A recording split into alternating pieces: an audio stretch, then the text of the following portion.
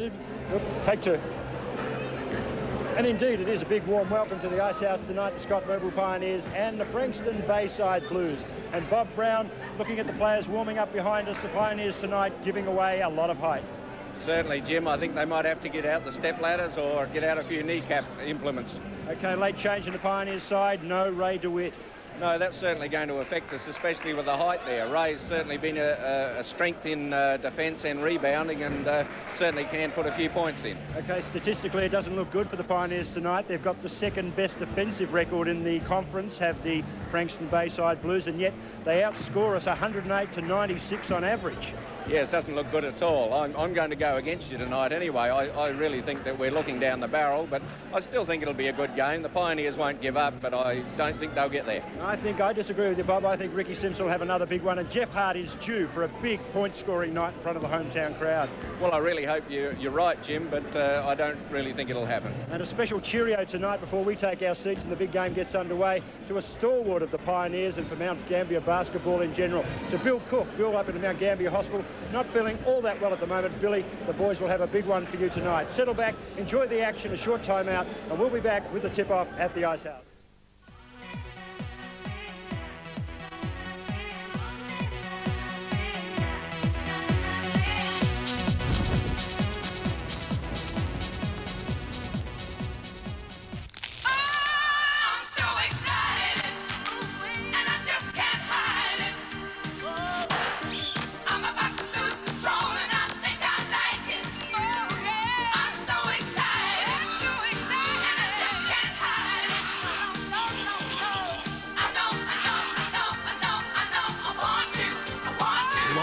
Honeycomb covered in real Cadbury Dairy Milk chocolate.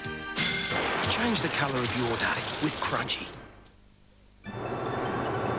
Ford light truck sales have soared, and to keep sales moving, Ford dealers will go on cutting sales tax out of every Courier and Econovan deal. Factory bonuses have been extended to provide the tax break truck buyers need. It's your chance to save thousands on Courier and Econovan. But hurry, this offer ends June 30th. And don't forget, business buyers, June 30th is also your last chance to get a government investment allowance. So cut a great light truck deal today and save thousands when your participating Ford dealer pays the sales tax.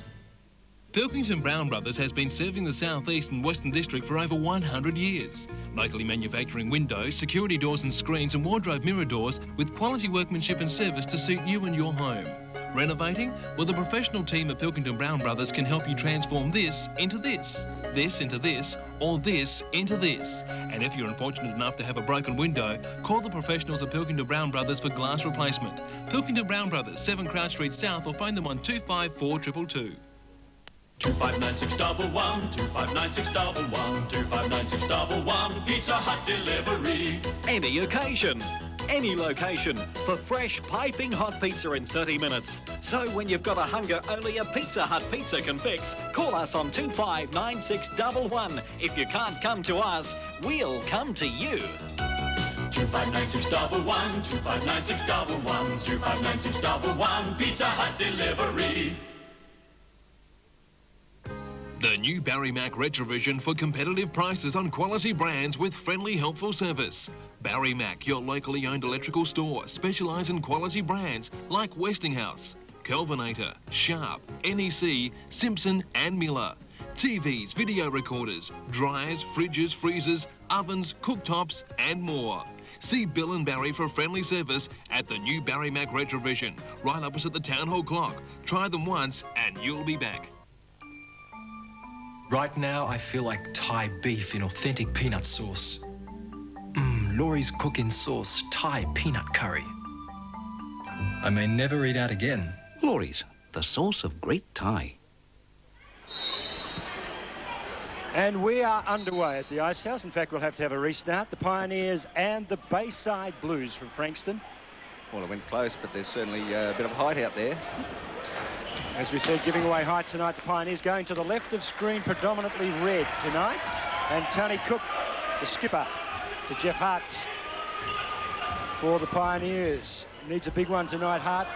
Very poor performance the last game against the Adelaide Buffaloes. Hart coming up with only 9 points for the entire game. Well, it was a good block there by Albert Springs, and he's certainly been a good player for the Bayside Blues. Lewin for the Bayside Blues. This is Springs off number 55. Tim McQuiston, inside move, good play. Number 12 brings up the point. Stuart Lewin for the Bayside team. And looks like they're going straight into a full court man-to-man defence. Ricky Simpson for the Pioneers. First points tonight to Frankston. Team wanting a win tonight to get back into the 4 and cement playoff chance. Tony Cook.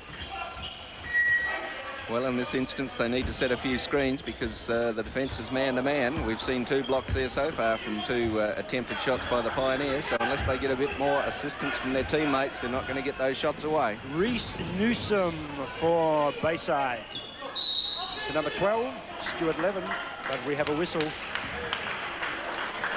And Pioneers get the ball. Yes, it was a blocking foul called by Wayne Maidment down there.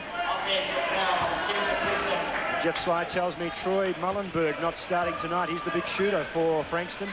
He was injured during the week, so he's under a cloud tonight. It's Jeff Hart on a drive. Rebound, Frankston, 55, Tim McQuiston.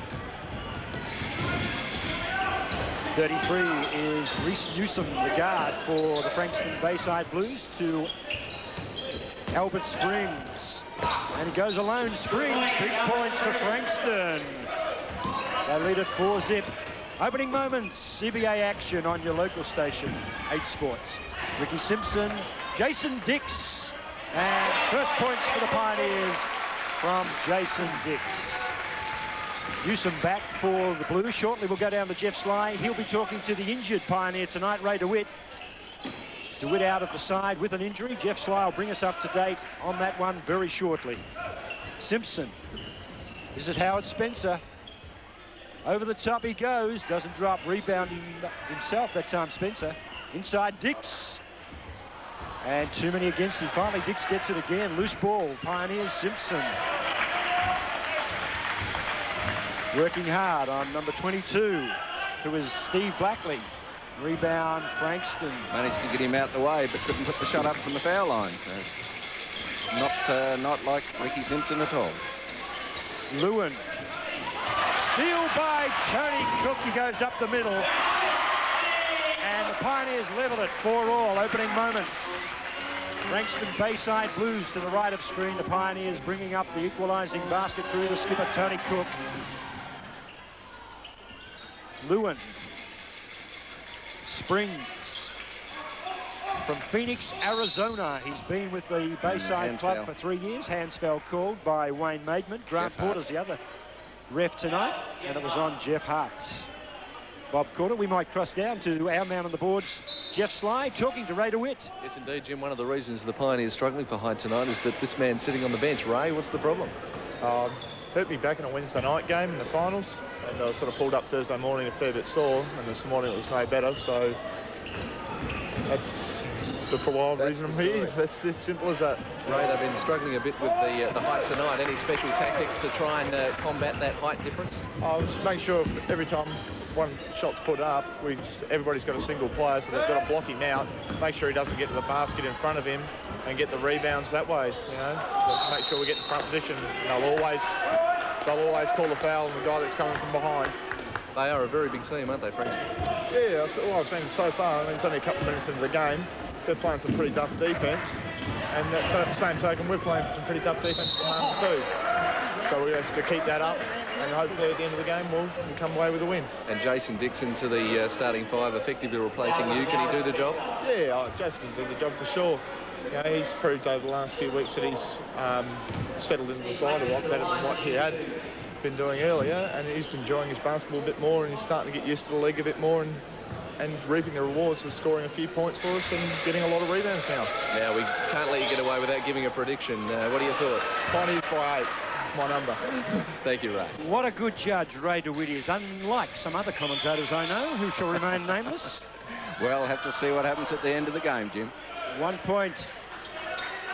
Blakely didn't get the point from the line, but it was tapped in for the Frankston side. They lead at 5-4.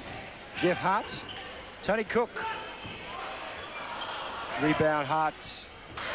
And the Pioneers lead at 6-5.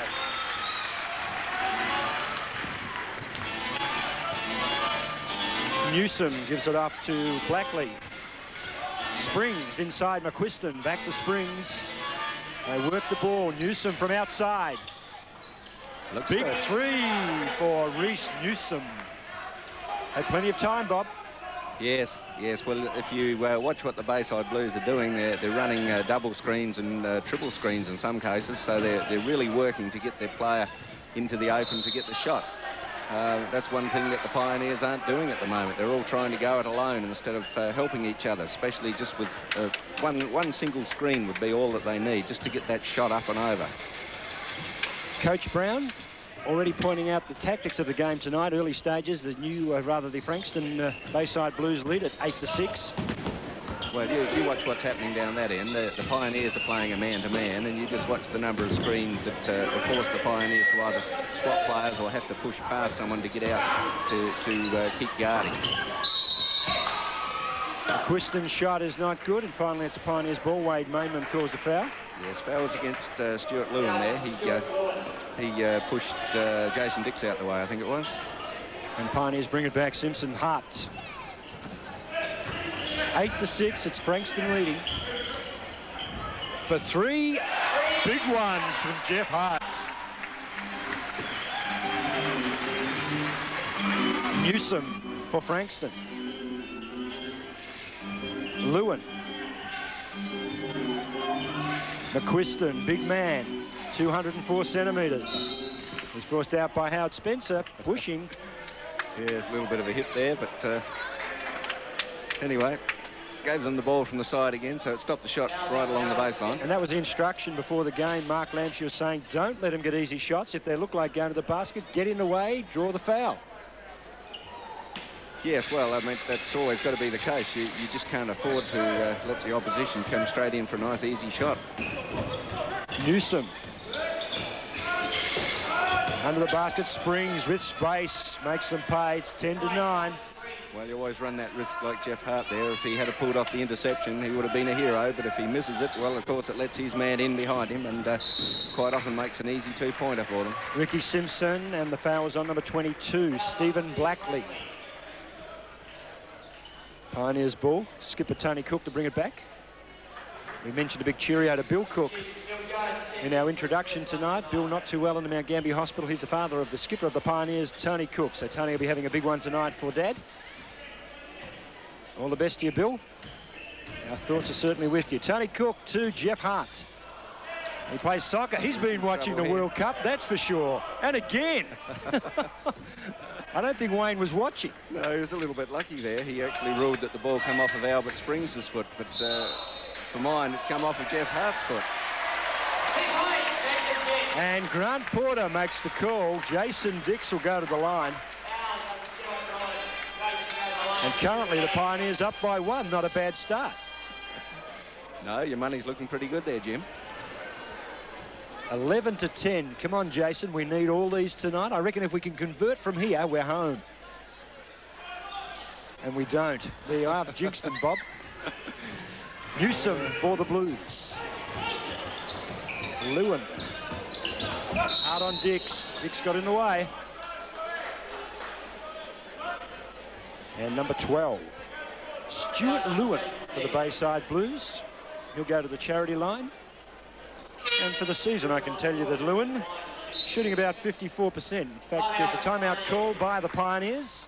Mark Lampshire wants to talk about it. Currently leading 11-10. Scott Mobile Pioneers up on the Frankston Bayside Blues. And before we go to Jeff Sly and back to Stephen Chute, let us remind you tonight that the best seat in the house. And there we have a shot coming up very shortly of the best seat in the house. Kate Williams has brought some kids along tonight. Andrew Cox, Khan Taylor and Ryan Williams there. They are giving you a big wave. Kate's a chaperone tonight. Andrew Cox is on her immediate left. And the other boys there, Khan Taylor and Ryan Williams. They're all from Allendale East Area School. And they're in the best seat in the house tonight, courtesy of Eddie's Discount Furniture. And they'll be drinking Coca-Cola, Bob. I know it's your favourite drink. Yes, Jim. Certainly keeps us going there when the going gets a bit hot up here. And at the timeouts, we've got Stephen Chute listening in to the Bayside Blues. And, of course, Jeff Sly will be listening in with a little bit of help from Ray DeWitt tonight for the Scott Mobile Pioneers. Currently leading 11-10. We've got 5:49 remaining in this, the first. And when we come back, we'll have the Blues at the line. Well, I don't think the Pioneers have been doing too badly with their defence so far. Like I said, the Bayside Blues really are running a series of screens, a few moving ones heading towards the basket, which is always a bit awkward to get around. But I think the Pioneers have done a very good job in getting around it. My only criticism of them is down in the offence, where I think they could afford to run a few screens themselves just to get some shots away. OK, point of order on that one, Bob. I must remind you that I've told you before the game off air that I watched the Pioneers train most Thursday nights, and I can tell you I watched them train last Thursday night, and they did practice those screens on the offence. But when it comes to games, they don't seem to put them in automatically into practice. Well, there you go. You said you watched them practice it, so you let me know when you see them do it out there, and we'll be right. Well, there was a strong emphasis on a Thursday night, so obviously Coach Lamshey is aware that that's part of the game that they have to improve on. Right. Yes, well, certainly no arguments from me. I think it sticks out a mile tonight. We saw on the first two shots put up that they really just couldn't get the shots away because the defence player was too close. Rebound hard, and on the fadeaway, Jeff Hart brings up 2. We go down to Jeff Sly, who's listening at the huddle. Thank you, Jim. Yes, that timeout, just a reminder, says Mark Lamshey, who says keep that aggression up on defence. They haven't hurt us from outside yet, just 1 3-pointer shot by the Blues. Down the offensive end, he wants the ball in Jeff Hart's hands. I think that makes 2 from outside now, Jeff. Indeed it does. Shortly to Stephen Chute as Ricky Simpson charges all the way, doesn't drop. 15 on the boards now for the Blues. Was Peter Wayne. Steal by, interception by Howard Spencer, gives it up to Jeff Hart, and Hart goes hard against Bill Jones, who's on the boards. But Springs chips in, will take it away for the Blues. Bill Jones, of course, captained the 36ers in their championship year, Bob. Yes, yes. He's certainly a handy player, and, you know, we could do with a few more like him too. Cook to Spencer, he's fouled, and he'll go for the extra point. But since Howard's been here, he's certainly put in his 2 bits worth for the Pioneers and impressed quite a few people down here. So let's hope he can keep fitting in with the team and improve a little bit more. And we'll get a look at his foul line shooting tonight and for the season. Although he's only played the 6 games previously, he shoots pretty well, nearly 90% from the line. So he'll back this one. Yes, 15-14 chance for the bonus. I suppose the argument from there is, Jim, how often does he line up at the foul line? And I must confess, not all that often. Well, he's keeping his average up. That one went in. 16-14, the Pioneers lead it. And they're competitive thus far. You can't ask for much more than that. Shortly to Stephen Chute. Bill Jones. Household name in 36ers history. Number 32 is Mark Ridgway. This is Springs. Great assist, number 15, Peter Wayne. Big basket by Frankston, 16 apiece. Spencer to Simpson.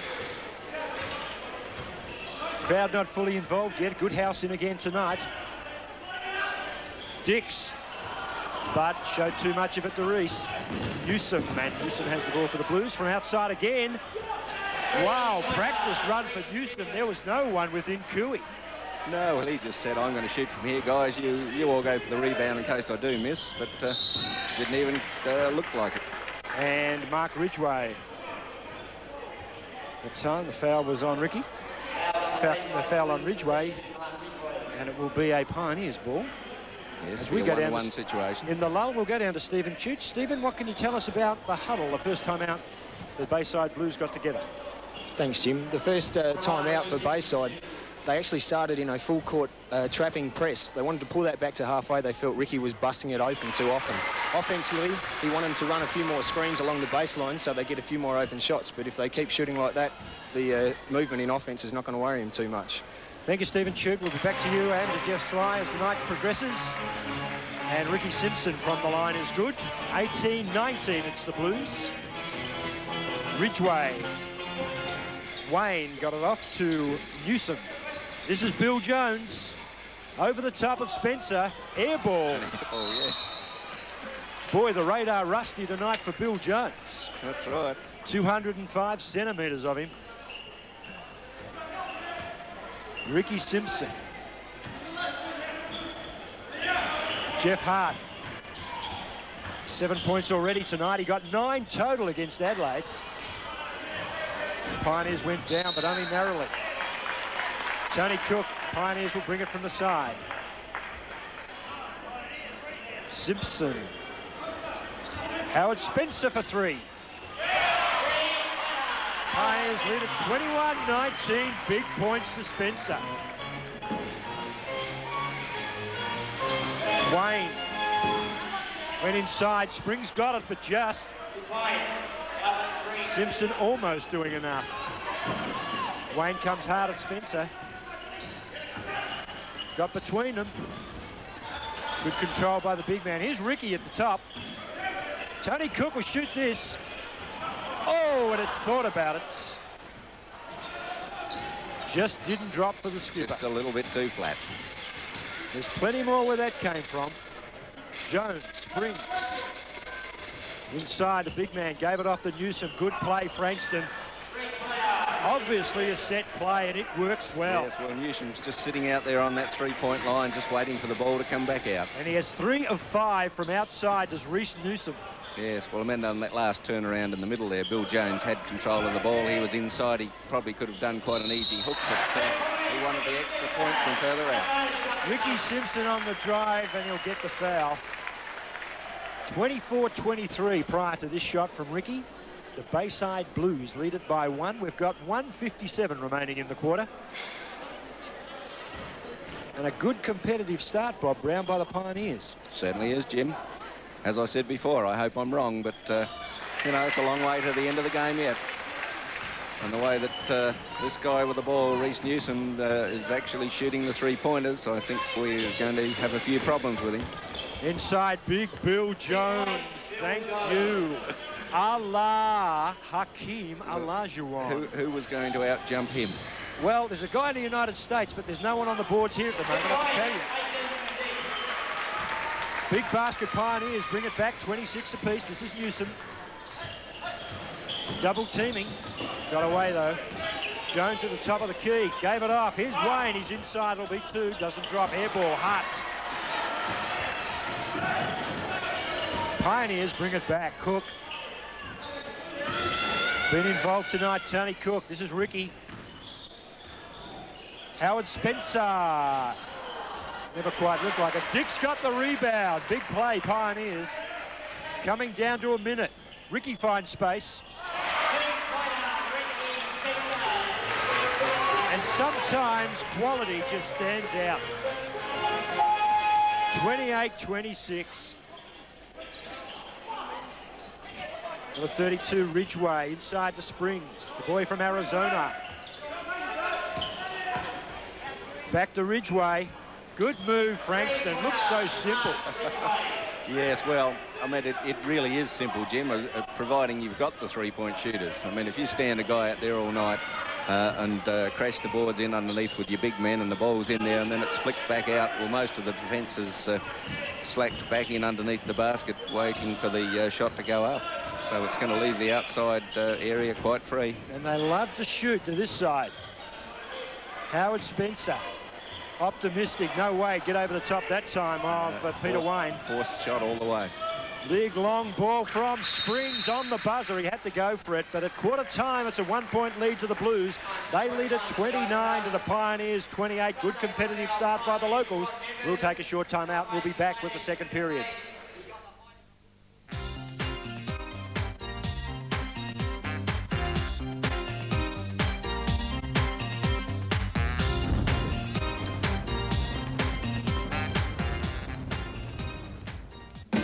We're working deals on working wheels. Deals to help you rev your business motor. We're working great deals on Hilux Grinner. That'll make you smile. And we're dealing hard on Land Cruiser RV80. That's a steal. Take a look around at the business survivors. There's a goodly proportion of Toyota drivers. We're working deals on working wheels. Oh, how we're dealing, Toyota. At Versailles Home Builders, you will receive price and quality that represents great value. You can choose your bricks and roof tiles from a huge range. Help is available for you to select and colour coordinate your home. Select from an extensive range of floor and wall tiles to enhance your bathroom. The kitchen is designed especially to suit your needs in either laminate or solid timber. Right now, there's home and land packages available here at Montebello Drive. Great homes from the HIA award winners.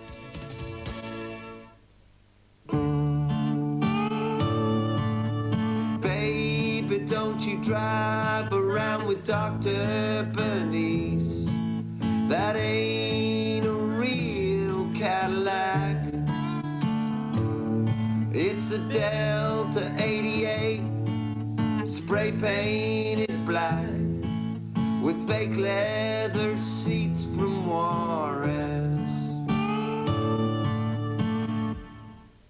This winter, don't get washed away. Save on these great winter winners, like this Hoover fully automatic washer with variable wash program, pages $7.08 weekly. This Fisher & Paykel automatic washer is a great winter winner with simplicity and smart drive design. And beat the rain with this Samsung twin tub washer at a lightning low $5.05 per week. Beat the storm with this Hoover compact dryer, a must for these wet winter months, at a super low $259.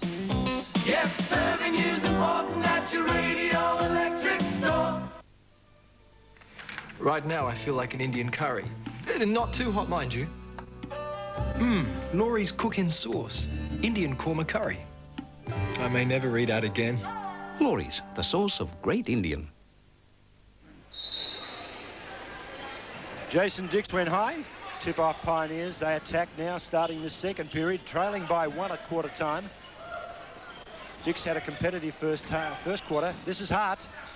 And thought about it. Good rebound, almost Spencer. Finally taken away by McQuiston for the Blues. To Blackley. This is Newsom back to Blackley. The two guards working together. The 12 is Lewin. Inside to McQuiston. Newsom. Using plenty of time to get their shot away. Shot clock sound. Shot by Lewin. Rebound will be Springs of the Frankston Blues. And it was all too easy. 31-28 first points. Starting the second, as they did in the first, to Frankston. Howard Spencer. Over the top. Doesn't drop Dix. Got a hand, couldn't control Blackley. I'm still waiting for these screens, Jim. McQuiston. And drops a big two. 33-28.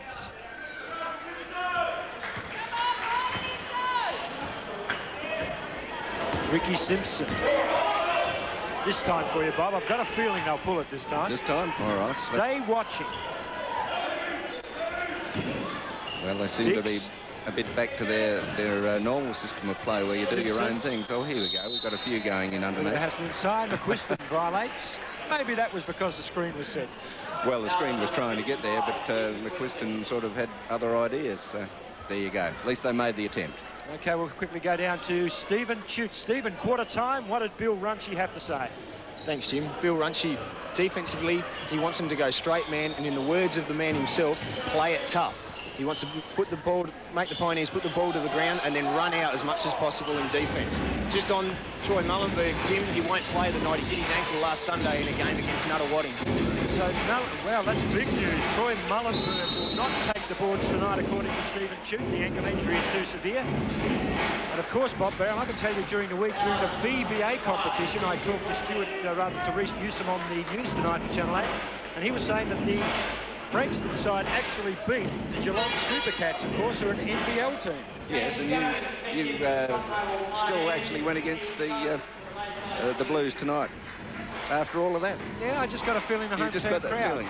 Oh, right, yes. Well, I always reckon the home crowd's certainly worth about 10 points here, but, you know, well, we've seen the shooting ability of the Blues, and unless we can get out and block those three-point shots, and then come up with a few better systems ourselves to get the ball away more easily so that they're just not blocked on those shots. Simpson, hard against him was Blackley. Shot went up, didn't drop. Good rebound by Lewin. Yes, they're going to let a fair bit of pushing and shoving going in under the basket tonight, I think. So there's that man again.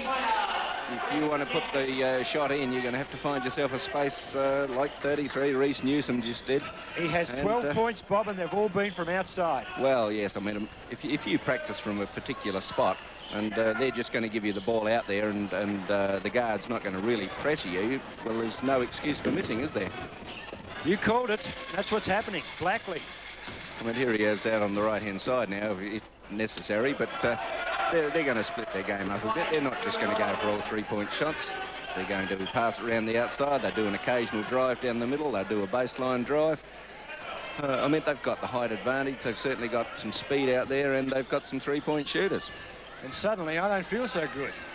38-28. On the other hand, I mean, we've got some good shooters too, but I really think they need to work a bit more like that. There we saw a screen set by Jason Doman, so made the shot get away. But unless we see more of that, it's very difficult to get a shot away against defence of this calibre. And when we do get the shot away, we've got to nail it. Newsom again with space. Dick's got a hand. It'll be a Blues ball. And 38-28. Suddenly the Pioneers have got problems. We'll go down to Jeff Sly. He was listening in at quarter time.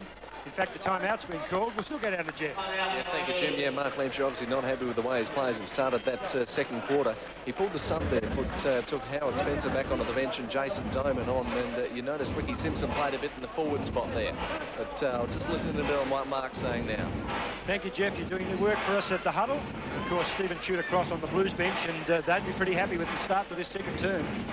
I would think so, Jim. As I said, they're moving the ball around very well. They're mixing their game up. They're just not relying completely on their three-point shooters. They've got the big men inside with Bill Jones in there, and of course Albert Springs. And if it doesn't work there, well, there's a couple of other small, quick players that are going to come straight down the middle. And when I say small, of course, I'm still talking about 6 foot in the old terms, but they look small from where we're sitting. Okay, start of the second period. We started at 29-28 the Blues way, and currently it's 38-28, so they've scored 9. The Pioneers have yet to trouble the scorer. Yes, well, as I said, you said before, they practice their screens at training, but we haven't seen too many of them set out there yet. First one up I saw tonight, Jason Doman did a good one there. Ricky Simpson put the shot up, didn't quite score off it though. Jeff Sly. Jim, Mark Lampshire very upset with the offence and the defence of the Pioneers there. They've switched to a 2-3 zone. They're going to stay in it for a couple of minutes. If it doesn't work, it'll be back to man-to-man. Thank you, Jeff. Stephen Chute down on the bench for the Blues. Yes, Jim, Bill Runchy just wants to run a few plays for Stuart Lewin to drive in and either look for the Reece Newsom shot on the outside or to dump it inside to Albert Springs or Bill Jones. Plenty of options for the Blues, as Stephen Chute calls it. No, this is hard. Bit of a smack around the ears there. Whoa, and Jeff is not happy. Not very happy about it. Nothing called, in fact. That's what he's not happy about. Is Ridgway. Lewin. There he is. Stephen Chute called him. Plenty of space, and he drops a big 2. 40-28. And Jeff Hart still lamenting. There he is on screen with Grant Porter. Not going to do him any good down there, Jim. I've never seen an umpire in any game ever change a decision, Bob.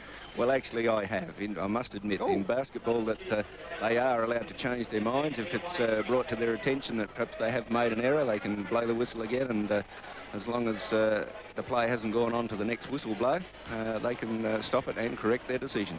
Well, Jeff Hart may have been hoping eternally, I think. No, well, they weren't going to correct that kind of decision because there wasn't anything called. 40-28. And that, of course, was the problem for Jeff Hart. He thought there should have been. Simpson gives it to Ben Anderson, who's on. Jason Dix. Back to Anderson. Simpson.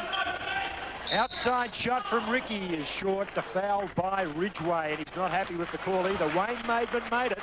Well, it's going to line up Ricky Simpson for 3 shots because he was outside the 3-point line at the time he was fouled. So here's a chance, and we said that from the line the Pioneers need to convert. So, Ricky, this is a charity for you. We need them. Currently down by 12. That's the first one. We might go down to Jeff Sly again very shortly to see if Ray DeWitt has got anything to add. He'd be frustratingly sitting on the bench tonight, Ray, with that back injury and watching this team struggling at the moment. Ricky gets a second. I think Ray would be a pretty good coach too. I think that, you know, if some of his players missed any of these foul shots, he'd have them out there doing about 20 push-ups for every one they missed. Well, he got further away, Ricky, the more foul shots he had. And the Blues bring it back, 40-30. 15 is Peter Wayne.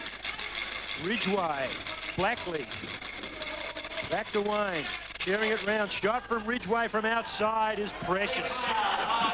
Thanks very much, he says. 43-30, Jeff Sly, tell me. Ray, what is the problem? At the moment, we sort of just lost our way a little bit. You know, people have got their minds on something else other than the game. You know, we're worried a bit about the refereeing. We're not playing defence. We've missed a couple of shots.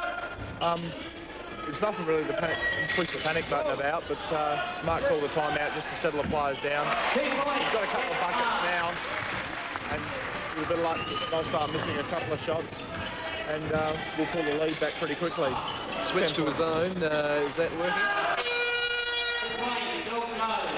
Hard to tell at the moment because they've only had to play against the full zone for a couple of minutes or a couple of times. So it won't be too easy to tell for another couple more minutes to see whether it's going to work or not, and how tight we're going to play it. Would you like to be out there? Oh, I'd love to at the moment. It's sort of real hard sitting down watching. Okay. Thank you. Thank you, Jeff. Yes, we'd love to have Ray DeWitt out here as well. Currently 45-32, and the Blues extend the lead. Ricky Simpson is trying hard, leading from the front, the general. Howard Spencer could do more. In the paint, he does. Someone got a hand in. Good defensive work, the Blues. Jeff Hart on the hook. Spencer tried to get the tap. Good work, Pioneers. They deserve something out of this, and they get it. Wow, A for effort, if nothing else, Bob Brown. Certainly was, but Wayne Maidman eventually found a foul in there, so called it against Bill Jones, in fact. So we'll line up Howard Spencer to the line, and with his 90% average there, we should see a couple of points. So as we said, we need them from the charity line, if nothing else.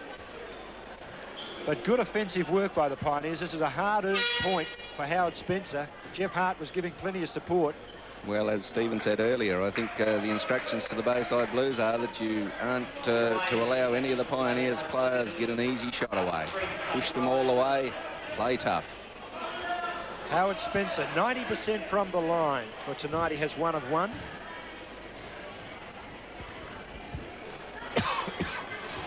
Oh, well.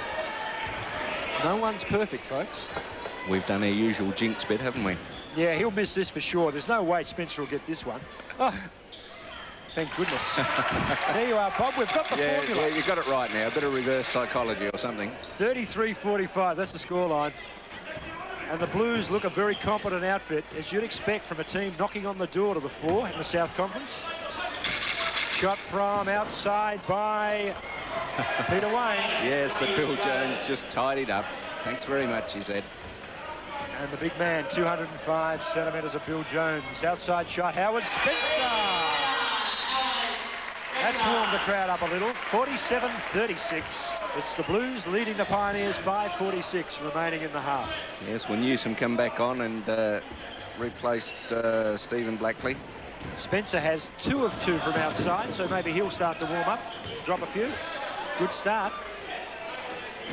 Ridgway, Wayne. Back to Ridgway to share the ball. Newsom, look out, Pioneers when this man gets it. Ridgway inside, Lewin. Back out the Ridgway. They can all shoot, and they can do it even when they fall. Yes, well, he's put 3 points in, and they're going to line him up for a bonus shot.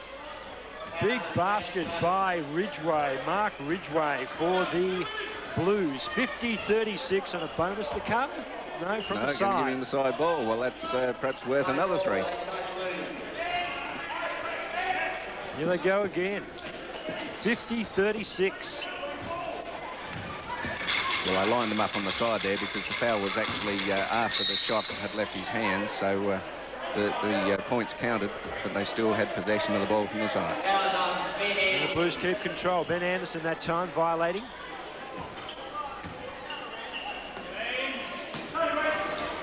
Wayne brings it back to Lewin. Again, Reece Newsom on this side, just waiting for that easy shot. But, Jones over the top of Hart. Good rebound. Jason Doman got a hand in. Hart on the pull-up for 3. Ooh, it looked good. Newsom rebound. No one in for the rebound, though. From 3 again, and that's his first miss from outside by Reece Newsom. He wasn't too happy about it either. In fact, it was his second. He has 5 of 7 from outside.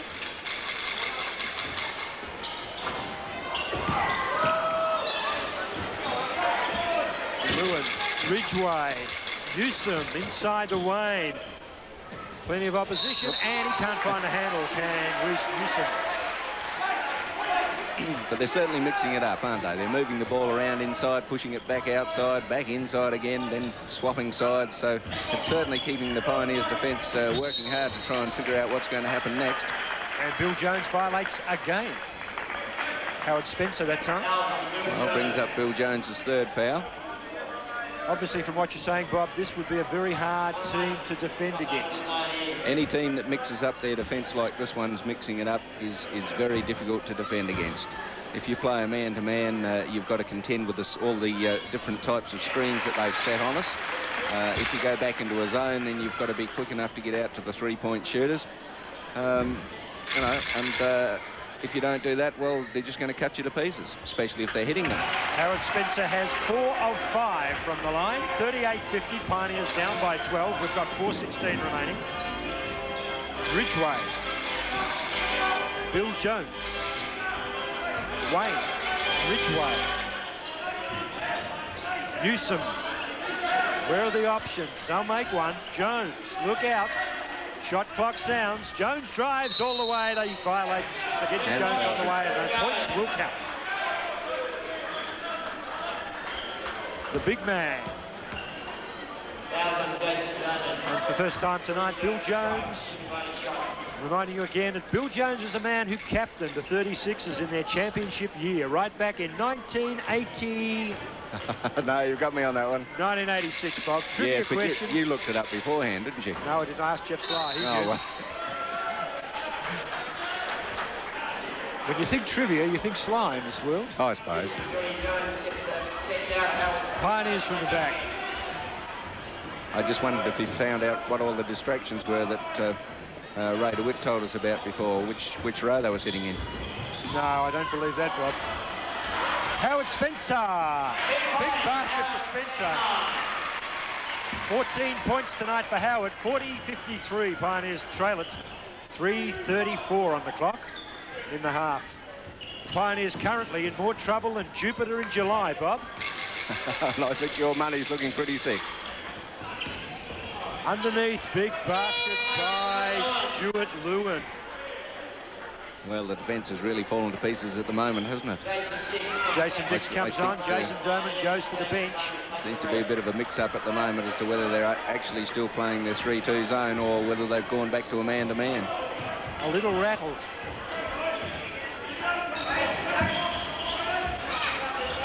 Benny Anderson. Ricky Simpson. Shoot it, Benny. Does on the second attempt. Should have gone for the first one. No, I think he did it the right way around. The first and Ricky's fouled by number 33, Reece Newsom. I reckon the first one they were waiting for him. He just did that feint at the right time to get clear for the shot. Didn't drop for Benny Anderson, but I'm delighted he did get the shot away. I'd like to see the youngsters in the team shooting some more. Well, they're going to have to go for it. They've got nothing to lose. Ricky Simpson from the line. Tonight he has 5 of 6. He shoots pretty well, in the 80s for the season. 41-55, Ricky, and we need this one. We can get back to 7 or 8 by half-time. We're still in the ball game. Nice basket by Ricky. 42-55. The Blues lead it. Frankston Bayside Blues. Wayne. Whoa, gave it away that time. That was an optimistic pass. And Reece Newsom not happy. No, that's the second time the handle's fallen off for him, but I must admit the passes weren't very flat. Peter Wayne that time was the culprit. Benny Anderson, Ricky Simpson trying desperately to lift the Pioneers into the paint. Ricky, and violation by Albert Springs. Ricky drew the foul. It's on Albert Springs. Yes, I don't think there's too many doubts about that one, but Albert's not too happy about it. I don't think you had a case, Albert. He's protesting. And he's not going to die wondering. Me, he says, come on. I think he reckons he had his hands straight up in the air and never moved them. But, I've never seen a game where there's more innocent offenders. No, that's right. We can see the expressions on their face very clearly from here. Ricky Simpson. 8 of 9 for Ricky from the line.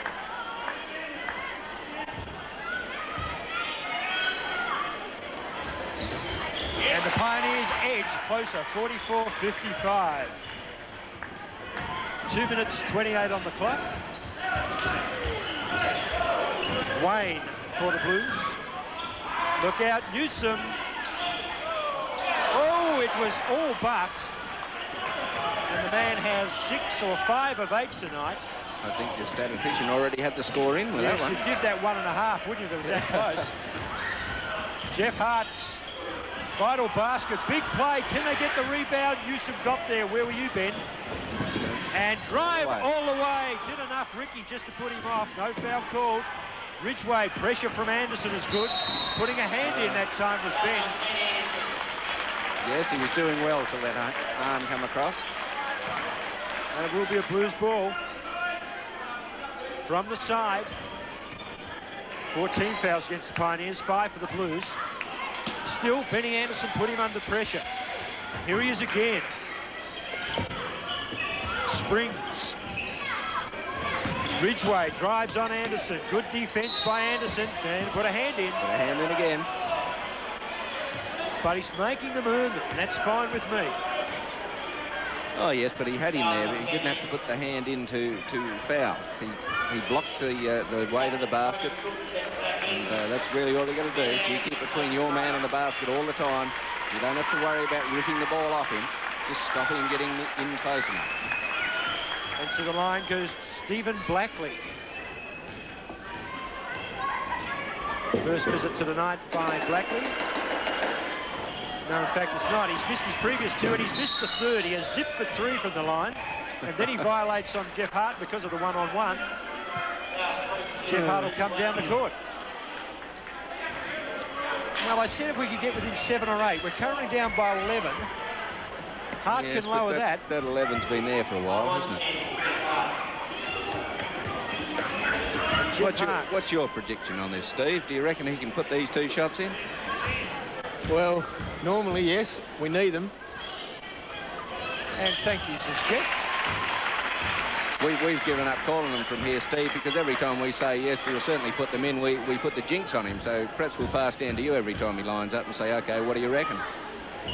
And the second. 46-55. The Pioneers edge back into the ballgame. 1:38 on the clock.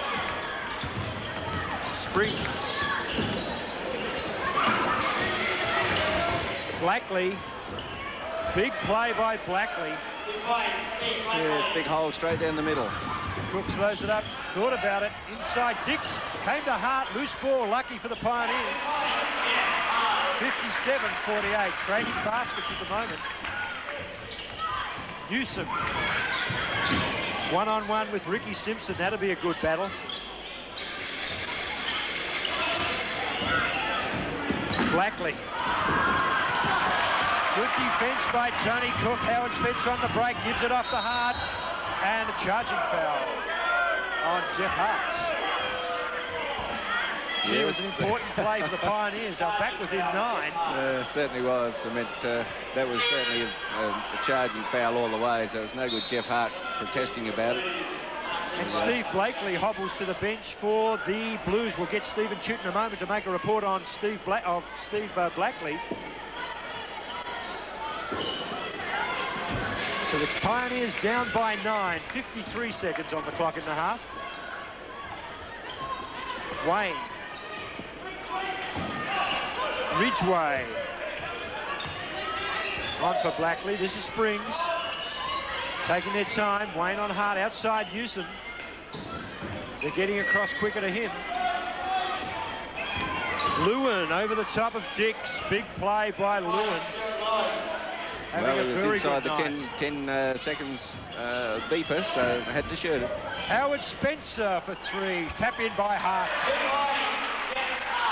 50-59. They're going to turn over and get that score back to 7. Well, it's a good backup there by Jeff Hart. Newsom slows it down. That's what you really need to do. If you're going to put the 3-point shots up, you need a rebounder in underneath. The clock stops with 5 seconds remaining in the half. It will be a Blues ball. The Pioneers are not going to get closer than 9. I think they'll be looking for just a setup here, just a pass straight out to the top for a 3-point shot. Stephen Chute, quickly, what's wrong with Steve Blackley? That last drive he took, he got a corky in the thigh. Thank you, Stephen. The half-time buzzer sounds 59-50 in favour of the Frankston Bayside Blues.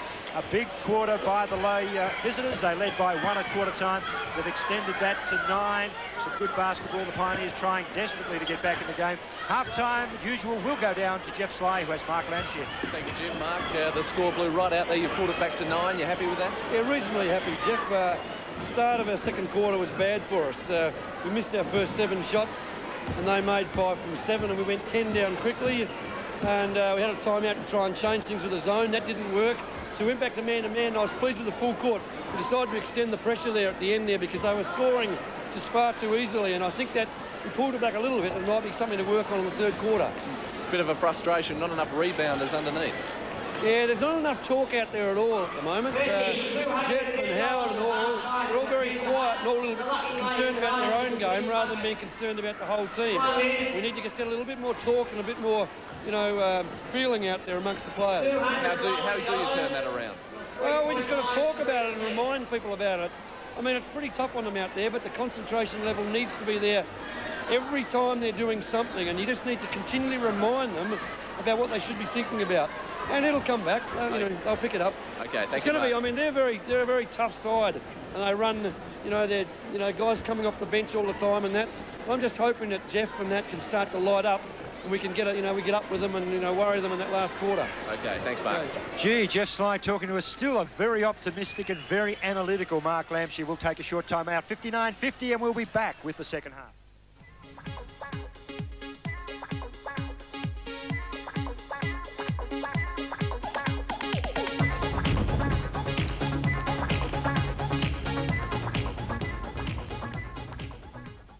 How would you like your haircut, John? Well, are you sure you can? Look, no problem. If we can build your home anywhere from 12 squares to 50 squares, whether it be large or small, using a wide range of materials and quality finishes, this is easy. What about design and features? Clients are encouraged to choose a particular style. Yeah, which shows in the home and land deals you're doing at Montebello Drive. So, what do you think, John? Hang on, what'd you do to me hair?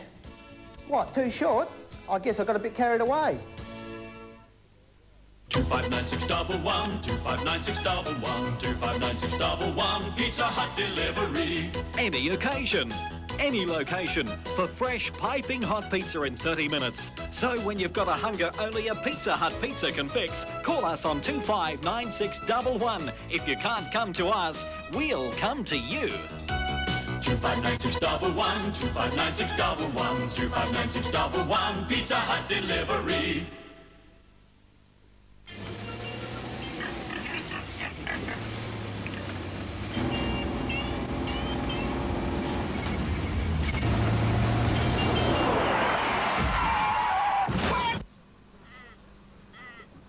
Get your cross lotto numbers in? Why?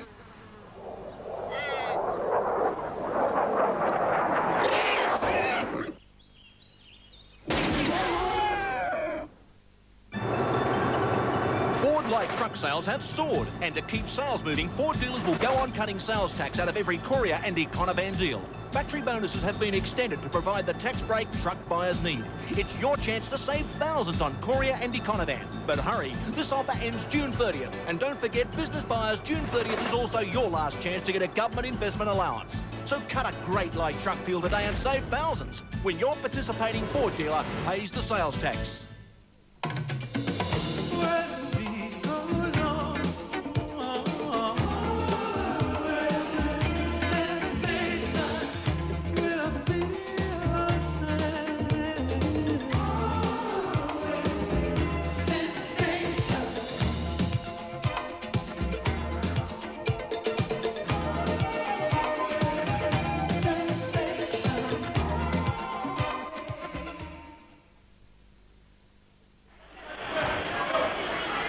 Pioneers trailed by 9. They're going to the right of screen. The Blues into attack as they did in the first and the second quarters, looking to open the scoring.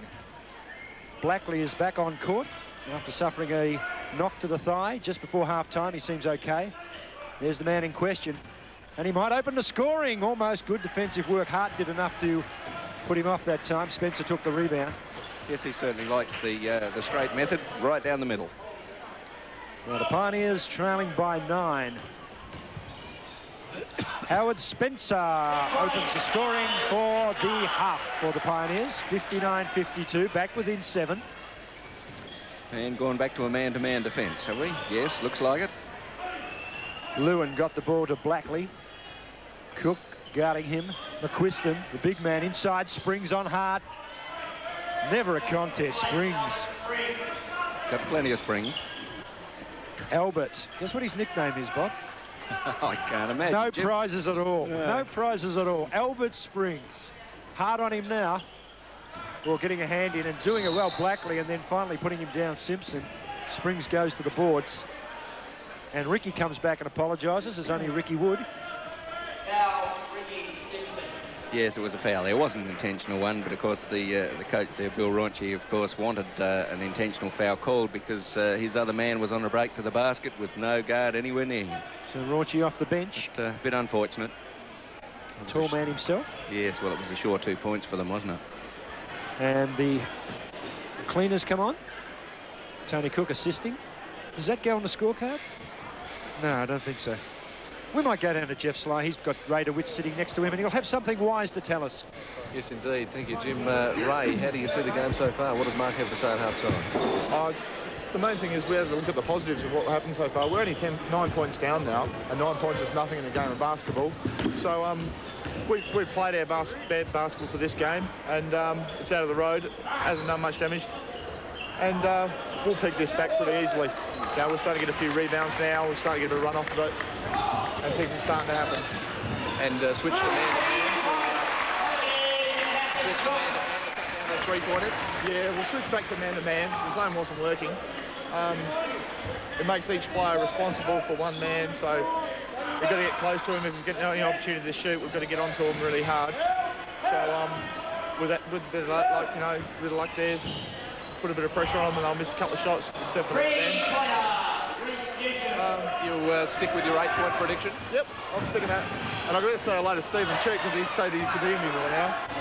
Okay, thank you, Ray. And we go again. Big 3 from Jeff Hart, a 2 from Tony Cook, and suddenly the margin is back respectably for the Pioneers. They trail by 7. Ray DeWitt reckons it'll be 8 our way in the end. It's got to be a 15-point turnaround, Raymond. I hope you're right. This is Blackley. This is Lewin. This is Simpson for the Pioneers. He'll slow it down, give it off to Tony Cook. Big 3 needed by the skipper. And the Pioneers back in the ball game, 64-60. And Tony Cook drops his first from outside.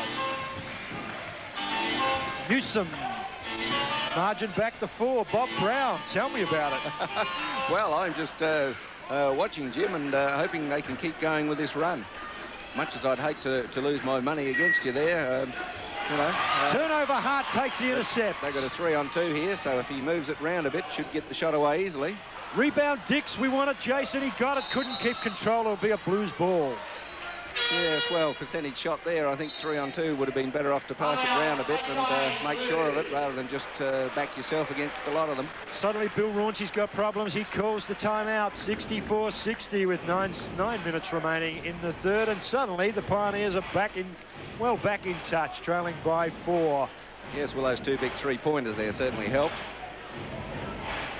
Jeff Hart dropped 1, Tony Cook got 1, and suddenly the Pioneers are back in it. 18 points to Jeff Hart so far tonight, 16 to Howard Spencer and 13 to Ricky Simpson. The scoreline quite different for the Blues. They share it around. Reece Newsom top scorer with 15. Albert Springs has 12, and then Jones, Lewin and Ridgway all have 9 points. And I guess that's a sign of a team that's plenty of scoring potential, Bob Brown. That's right, Jim. That's why it's so difficult to try and contain a side like this, because they don't rely on one shooter. If you try to shut one down, they'll just open up with someone else, and that's really the way it should be in basketball. And they'll bring it from the back court, the Blues 64-60. We'll go down quickly to Jeff Sly. Thank you, Jim. Mark Lampshire says the Blues have a team-oriented offense, as in they'll pass it around, just what Bob Brown was talking about. Mark Lampshire says that suits us because we're prepared to work on defence. That's what he wants to keep going, and hopefully they'll continue this run. Help him! Great work, Springs, that time. And you heard the call saying help him from Mark Lampshire through the microphone of Jeff Sly. A big basket, though, for Albert Springs and the Blues. Stephen Chute on the bench listening in to Bill Raunchy. Thanks, Jim. Yes, Bill Raunchy was not a very happy man at time. He was not happy with the intensity that the Bayside was showing in defence, or lack of it. He wants them to get out there and show a bit more heart in defence and try and put in a lot better effort. Thank you, Stephen. The Blues currently by 6, 66-60, but it will be a Pioneers ball. Jeff Hart will line up at the line, the charity line, and he has 2 of 2 tonight. And the foul was against Albert Springs. Again, is showing that he was innocent, of course, but anyway, lines up Jeff Hart there. And Jeff Hart wanted 3. But Wayne Maiden says, no, you only get the 2. No, had his foot just inside when he shot.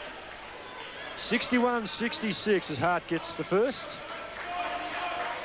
And one senses the Pioneers are right in it. 66-62. Certainly on the scoreboard, but even in general play. This is Newsom. Had a big first half. Good play by the Frankston side, and violating was Jeff Hart because number 12 was going to score, Stuart Lewin. Yes, and Stuart Lewin certainly upset with himself that he missed the shot. And he'll go for 2. 66-62. Stuart Lewin tonight has 9 points. And I can tell you, Bob, that from the line for this year, Lewin shooting only 54%. Well, what happened to that one? It was too good for that sort of percentage. Nah, that's more like it. That's evened it out. And it will be a Blues ball. Yes. But again, you can see on that last bit of play, you can see Tim McQuiston had the ball in the centre. You can see Stuart Lewin leading all the way around the top. Now he's going to get the open drive to the basket. Just got the nice, easy pass in and took the shot. Reece Newsom. But again, look at them running across the baseline, just trying to set up that loose man. Here he is at the top now. Again, a screen out on the side. Albert Springs with the ball, but he's waiting for a pass off. Now they've got the three-point shooters out both sides. And that time he took it out. Did he? He did. No. Foul on Ricky. Foul on Ricky. Yep. Ricky got it. And good defence, though, by the Pioneers. They held it up. They didn't let him get that shot. And that's a start. First half, particularly that start of that second quarter, we're in all sorts of trouble. Yes, well, again, they're starting to run them round. They're content to use the whole 30 seconds. Albert Springs, Jason Dix defending. Newsom. Still looking for the man in the open spot. Blackley went inside, gave it to Jason Dix. Tony Cook's got a layup coming here.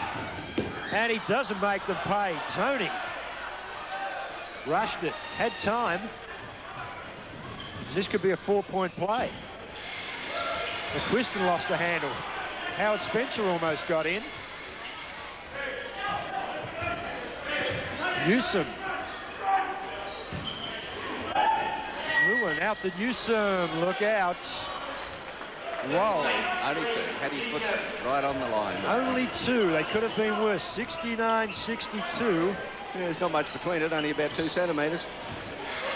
That's okay. Good call, I reckon. Simpson hovers. Dix can score. Violation by number 12, Stuart Lewin. Yes, well, he would have scored if Stuart Lewin hadn't have grabbed hold of his arm on the turnaround there. So instead of that, just gives the Pioneers ball on the side, and the 2 points don't count. 69-62. Hart brings it back. Simpson. 6:50 remaining in the third. Here's Howard Spencer. Over the top, doesn't drop, rebound McQuiston, the tall man on Dix. Newsom, Blackley, Lewin. Newsom, Blackley inside to Springs. Blackley for 3. And it's too easy from out there for that guy. Well, that hurts the Pioneers. They've got about 3 three-point shooters just lurking around at the top there, and they're leaving Albert Springs and Tim McQuiston to do whatever they like down through the middle if they can. 72-62. Dix, violation by Springs or McQuiston. McQuiston, I think. No, in fact, it was Springs. That Jason brings Dix. up Albert Springs' third foul. So not in too much trouble there. Jason Dix from the line, let's see, for this year, 68%. And the crowd are up because Tony Cook goes to sit down and Joe Jacatavius comes on for the Pioneers, the youngster, the Mount Gambier High School students. Well, you certainly gave him a good wrap-up during the week, Jim. Let's hope that it pays off and he can perform tonight for the crowd. What's more importantly, Jason Dix gets the first from the charity line. And we want this one, Jason. Thank you. 2 of 3 from the line for Jason Dix, 72-64, the margin 8. Pioneers got it back to 4. Outside shot from Wayne, who's on. Rebound Simpson, big rebound. Ricky got up high.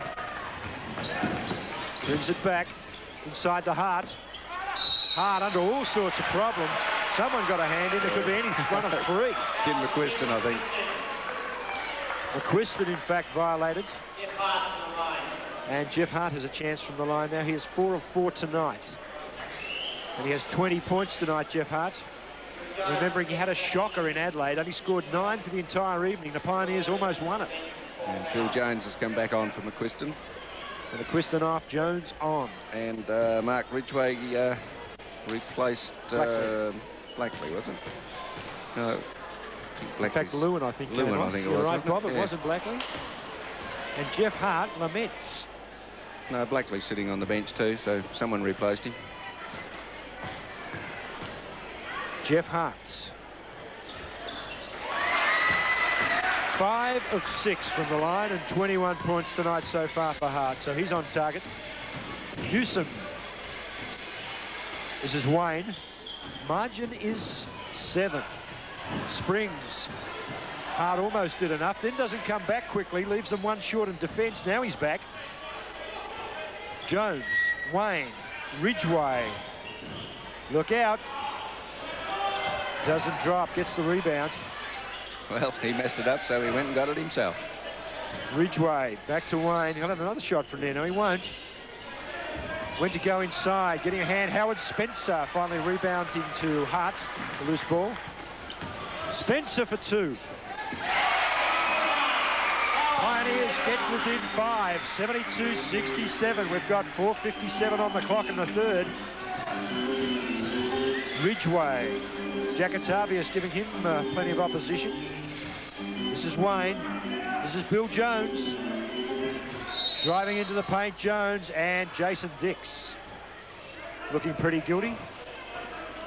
And Bill Jones wasn't much he could do about it. Line up. Had to put an arm in from the side to try and stop the shot. Bill Jones 1 of 1 from the line. And for the season, the tall man. Well, Bob, what sort of percentage you reckon Jones for the season? Oh, well, I'd only be guessing because I haven't got any facts on it at all. But let's just wait until I see the first shot. Okay, I'll give you a chance. Bill Jones, the veteran. Oh, well, he certainly had the action and all the rest of it. Missed that time, I'd say perhaps 70%. No, he only gets 4 out of 10. Oh, well, there you go. That's why he missed the first. 40%, that's unbelievable. Whoa, and even that one thought about it. Well, I suppose he's a tall player. He plays in the centre position most of the time. He's going to get most of his points just by grabbing the rebounds or putting the shots right up from in underneath. 73-67. This is Howard Spencer. Jason Dix. Handy basket, Jason. Doesn't drop. Rebound Springs against Hart. 3 on 2 if they're quick enough. No, they're going to back off and wait. Ridgway has space and makes them pay. Jacatavius backed off him and Ridgway said thank you. Yes, that's what they were waiting for, wasn't it? He wasn't waiting for reinforcements at all. He was just waiting for the guard to shift. 5 of 7 from outside for Mark Ridgway. And the foul will be against Mark Ridgway there, which will line up Ricky Simpson for a couple of shots. No, they're going to put the ball out on the side. And no, it will be Jeff Hart. It's a 1-and-1. It will be, in fact, Jeff Hart coming off and Ben Anderson coming on. That's interesting. Well, Ben certainly showed that he could defend very vigorously earlier in the night. Unfortunately, put his arm in a couple of times that he shouldn't have, but he's done a pretty good job otherwise. Ricky Simpson wants to talk. 76-68. Pioneers hanging in. That's missed. No, it didn't. Oh, Ricky, how could I doubt you? A heart flutter from Simpson. Margin is 7. We're coming down to 4 minutes in the third. Ridgway. This is Lewin back on. Newsom loves them from there. He'll shoot them all night, that man. He has 7 of 10. Yes, and what's happened to your lead now, Jim? It's gone back to 10 again. And they get close, and the Frankston side, the Bayside Blues, are good enough to just draw away. 20 points to Newsom tonight. 18 of those have come from outside. I think we'll have a foul there against Stuart Lewin. Yes, holding foul against Ricky Simpson, so Ricky's got another chance for a 1-on-1s. So if he puts the first one in, should be able to put the second one as well. He has 11 of 12, Ricky, from the line. And total points of 15. 11 of those from the spot. Well, there's the sighter. So now that he's got the range, this one shouldn't be any problem at all. Margin can be brought back to 8. 8's the magic number tonight. Ray DeWitt reckons that's what the Pioneers will win by. Reece Newsom, the outside shooter. This man can shoot him as well from out there. Bill Jones got rid of Jason Dix. Yes, Jason Dix not too happy about it. Still, they were both having a bit of a push and a shove there. Go down to Jeff Slide. Jeff Hart coming back on. What was the move there? Jeff Hart just came off, take a bit of a rest. Obviously, Jason Dix has played a couple of minutes now. Hart back in there, and they're looking for a bit of a shooter. He hasn't been playing well so far this third quarter. They're hoping he'll lift a bit. 71-79, and Bill Jones can extend the lead for the Blues. That's why he shoots only 40% from that line. The Pioneers live again. Joe Jacatavius for 3. Hart almost got the rebound. Down goes Ricky. Looks at Wayne Maidment. No call. Ridgway. Oh, only 2. Only 2. Only 2. 81-71. Just inside. I watched the foot that time, Bob. Yes, you think if they're that far out, they'd make sure that their foot's outside to score that extra 1 point. Otherwise, you might as well try and get in quite a bit closer if you're only going for a 2. Simpson got it from Spencer. Joe Jack. Ricky. Down into the last 6 seconds. Needs to get a shot off. Works the baseline. And does he draw the foul, out Ricky? of bounds No, he ball. went out. Not enough crowd reaction for it to be a Pioneers ball. 82-71. Blues by 11. We've got 2:30 remaining in the third. And I still sense the Pioneers can win this. Well, they're only 11 down at the moment, Jim. Then again, I had relatives at the Little Bighorn with Custer. What Indians? Blues bring it back. Ridgway. Billy Jones, Reece Newsom.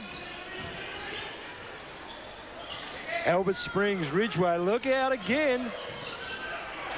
And Jones Billy Jones does it easily. The tap in missed it the Not first quite. time. Springs kept it in, gave it to Ricky. They were both out of bounds. They couldn't give it to each other, so had to throw Hart it on the pull-up for 3. It's a handy basket if it drops, and it doesn't for Jeff Hart. Well, Nothing quite working. I think he took an extra step there anyway and upset the rhythm or whatever. Simpson got a hand in, good defence. The foul by Joe Jack on Albert Springs. Well, he put the points in as well, so lines him up for an extra bonus. Albert Springs draws the foul. The margin 12 and extended to 13 as we run down 149. What's your percentage on Albert Springs from the centre? I'll soon tell you. The statistician's gone for the book. And Albert Springs is shooting 80. 8 out of 10 from this line for Albert. And that's why. No problems with that. 3-point play to Springs, 84-71, and that cushion may be enough. But the Pioneers needing to do something. This young man can lift them. Tony out to Benny Anderson. The youngster's on. Joe Jack to Ben Anderson. Give it to Ricky, Joe. He doesn't. Shot clock sounds. Howard Spencer from way outside pulls up short. Hart got it. And the foul by Bill Jones. 1:20 remaining, 84-71. And the Pioneers grinding away at the Blues. Well, you're going to have to score off all of these foul shots that you're going to finish up getting here, Jim. 5 of 6 from the line tonight for Jeff Hart, so I'm optimistic he'll get both of these. Stephen Tute's got his fingers crossed. Whoops. Well, the Pioneers are moving the ball around a bit, but they're not penetrating in through the painted area at all. They're moving it backwards and forwards across the top. Half the players aren't really looking for the shot, they're just passing it. 84-72 as Steve Blackley brings it back. Joe Jack got a hand on Blackley. Hands foul. Just had hold of his hip most of the way down the court. Blackley just dropped the word to young Joe Jack too. A little bit of competition between the two, the youngsters. Blackley's at the line. Yes, well, I meant this is where he can say, OK, this is how I can make you pay. And he shoots 71% from the line. 7 out of 10 from here most times. And he has zip for 3 tonight, so he's due. And still, he misses. I was going to say that one looked a bit short. Zip for 4 for Steve Blackley from the line. The Pioneers live yet again. Anderson. Minute 3. In the 3rd remaining. Simpson. Ricky doesn't rebound at half that time. Not quite doing enough underneath in offense, the Pioneers. Howard Spencer. No one's really doing anything there, so Ricky might as well take the ball to the basket. Well, we've heard what Ray DeWitt would do. I'm going to throw the question to Stephen Tute. Stephen, what would you do? Well, at the moment with the Pioneers shot selection, there's not much that Mark can really do. He can tell them, but he can't go out there and play the game for them. Tap in by Wayne. But we don't want to know what Mark's going to do, Stephen. We want to know what you'd do. I'm at a loss. The Pioneers down by 14. Benny Anderson. I suppose the answer is that the Pioneers need to throw some points. That'd help. Howard Spencer heard you, Bob. Doesn't drop. Joe Jack got a hand in too much, though. Blackley came over the top, said Wayne Maidman. And it will be a one-on-one. Blackley will come down to the line. He has zip for 4. As I said, he's got to drop 1 from there. He's going to have to, yes. Otherwise, the coach won't be very happy with him. 12 seconds remaining in the 3rd. Pioneers lead it by, rather trail it by 14. And by your prediction, could be 16. Stephen Blackley. Whoops, zip for 5. He's just keeping us in it. Yes, just doesn't seem to be relaxed with that shot. Simpson can drive. Time running out. 3 seconds on the clock. Yes, side ball to the Pioneers, so they've got time to get the ball in and put the shot up, but I think they need to get a screen all worked out as to who's going to take the shot and over the top of who. You're not convinced they know how to do that? No. There's Ricky got it away, but it won't score. Tap in almost by Howard Spencer. Too late. It's 86-72 at 3/4 time, and the Pioneers have got their work cut out for them now. They trail by 14 at 3/4 time. A short timeout. The Pioneers will come back and try to resurrect something when we come back to the White House.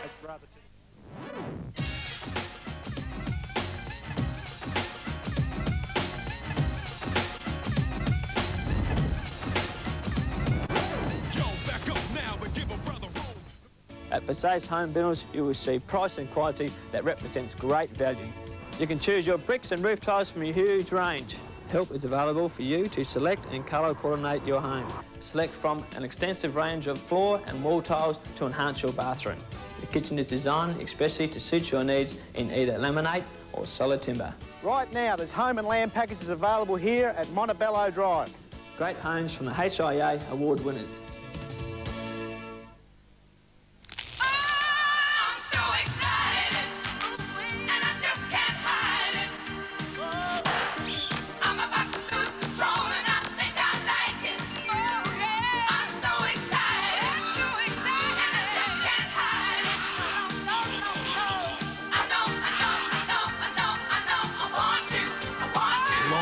Honeycomb covered in real Cadbury Dairy Milk chocolate. Change the colour of your day with Crunchy.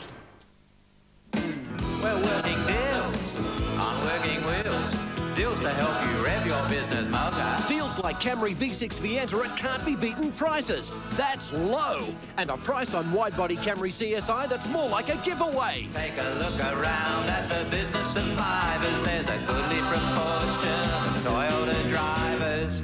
We're working deals on working wheels. Oh, how we're dealing, Toyota.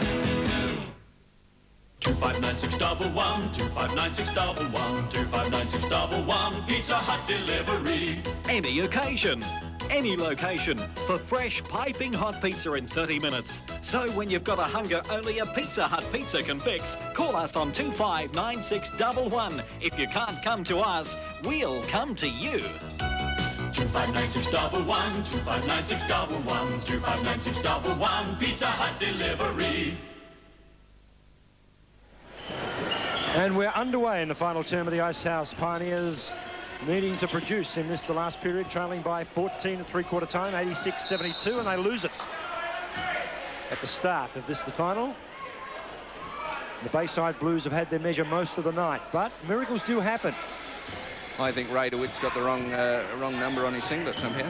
You reckon he was going to be 8 in front at the end because of his number, but I think he might be playing with a minus number somehow. Wayne scores again. He's very impressive, that young man. Peter Wayne brings up first points for the Blues tonight. He's trailing a bit in the point score for his team. I meant all of the players have got some points. He's only got 7. The rest of them are up to about 20 and 14 and 17 and Have so a on. listen to this for a spread, folks. Jones has got 10, Lewin's got 10, Blackley's got 8, Springs 17, 14 Ridgeway and 20 Newsom. That's sharing your points around. So as you said, it's Wayne's turn to throw a few. Here he is again. Gives it to Springs. He's going to make position. Here he goes. Get the shot in. In fact, Jeff Hart fouls him. Yes. Oh, well, he'll have to have another go from the side. OK, what were the words of wisdom at three-quarter time, Jeff Sly? Jim, it's back to the starting 5 and it's back to a full court press. The Pioneers are going to try and manufacture something out of this. I tell you what, they're going to have to improve their shot selection. But they're worried in three-point land about Ridgeway and about Newsom. Surprise, surprise. Thank you, Jeff. I thought Jeff was going to say then they're going back to the drawing board. Maybe they ought to, Bob. Yes. Shot from Newsom doesn't drop. Howard Spencer got it. He'll give it to Tony Cook. Threw it away. Cook keeps it in, but gives it straight back to Lewin. And Cook getting back on him. Fouls. Had little choice that time. And a bit of frustration from Tony.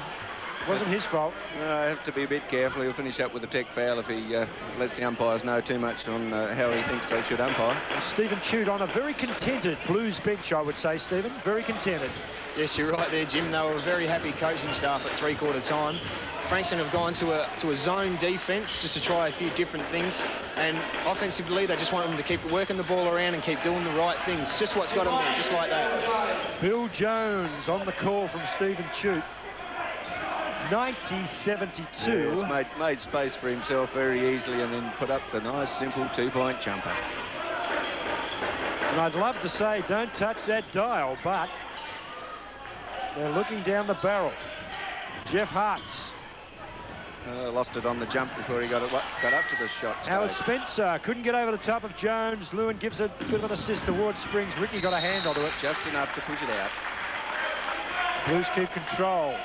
They've got the first 4 points of the final period when the Pioneers desperately needed them. 90-72, the margin 18. Stuart Lewin, rather it was Peter Wayne brought it back. This is Albert Springs, Bill Jones. Here's some more points for Wayne. Peter Wayne. 92-72. Jason Doman for Howard Spencer is the move for the Pioneers.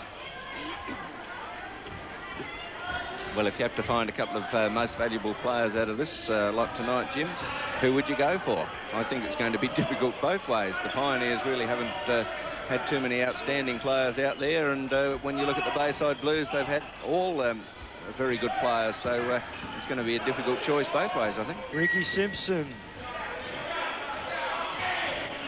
And Newsom had to force the shot in the end. The guard come down and just enough to upset the shot. And he holds onto the ball to Stuart Lewin. Reese Newsom had a good night. He's got 20 points tonight, Newsom. 5 of those from outside. Oh, made sure just had a look and yes. said thank you very much, said Stewart, rather than Reece Newsom. As I said before, Jim, if you're that far out, you've got to make sure that your feet are outside the line to get the 3 points. So. 95-72. He has 18 points from outside tonight, does Reece Newsom. Tony Cook from long range, and he drops for Tony from downtown. Long range shot, Tony Cook. Yes, well, they're few and far between. We're looking 20 points down the drain, so he needs to come up with quite a few more of those to close the distance. 95-75. Stuart Lewin. He was looking to pass it off, but all the guards dropped off him, so he said, oh, well, might as well shoot. Ricky Simpson. 22 points. The Blues. Foul on Bill Jones. Billy put the hand in top. on Jeff Hart.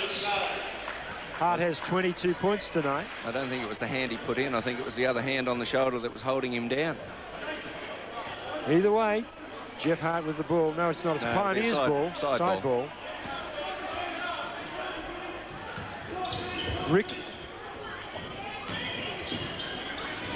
Turned it over.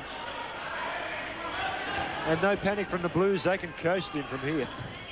Yes, used the whole 30 seconds still. Passed the ball around. Well, come unstuck with that one, though.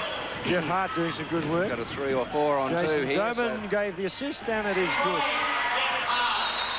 97-77.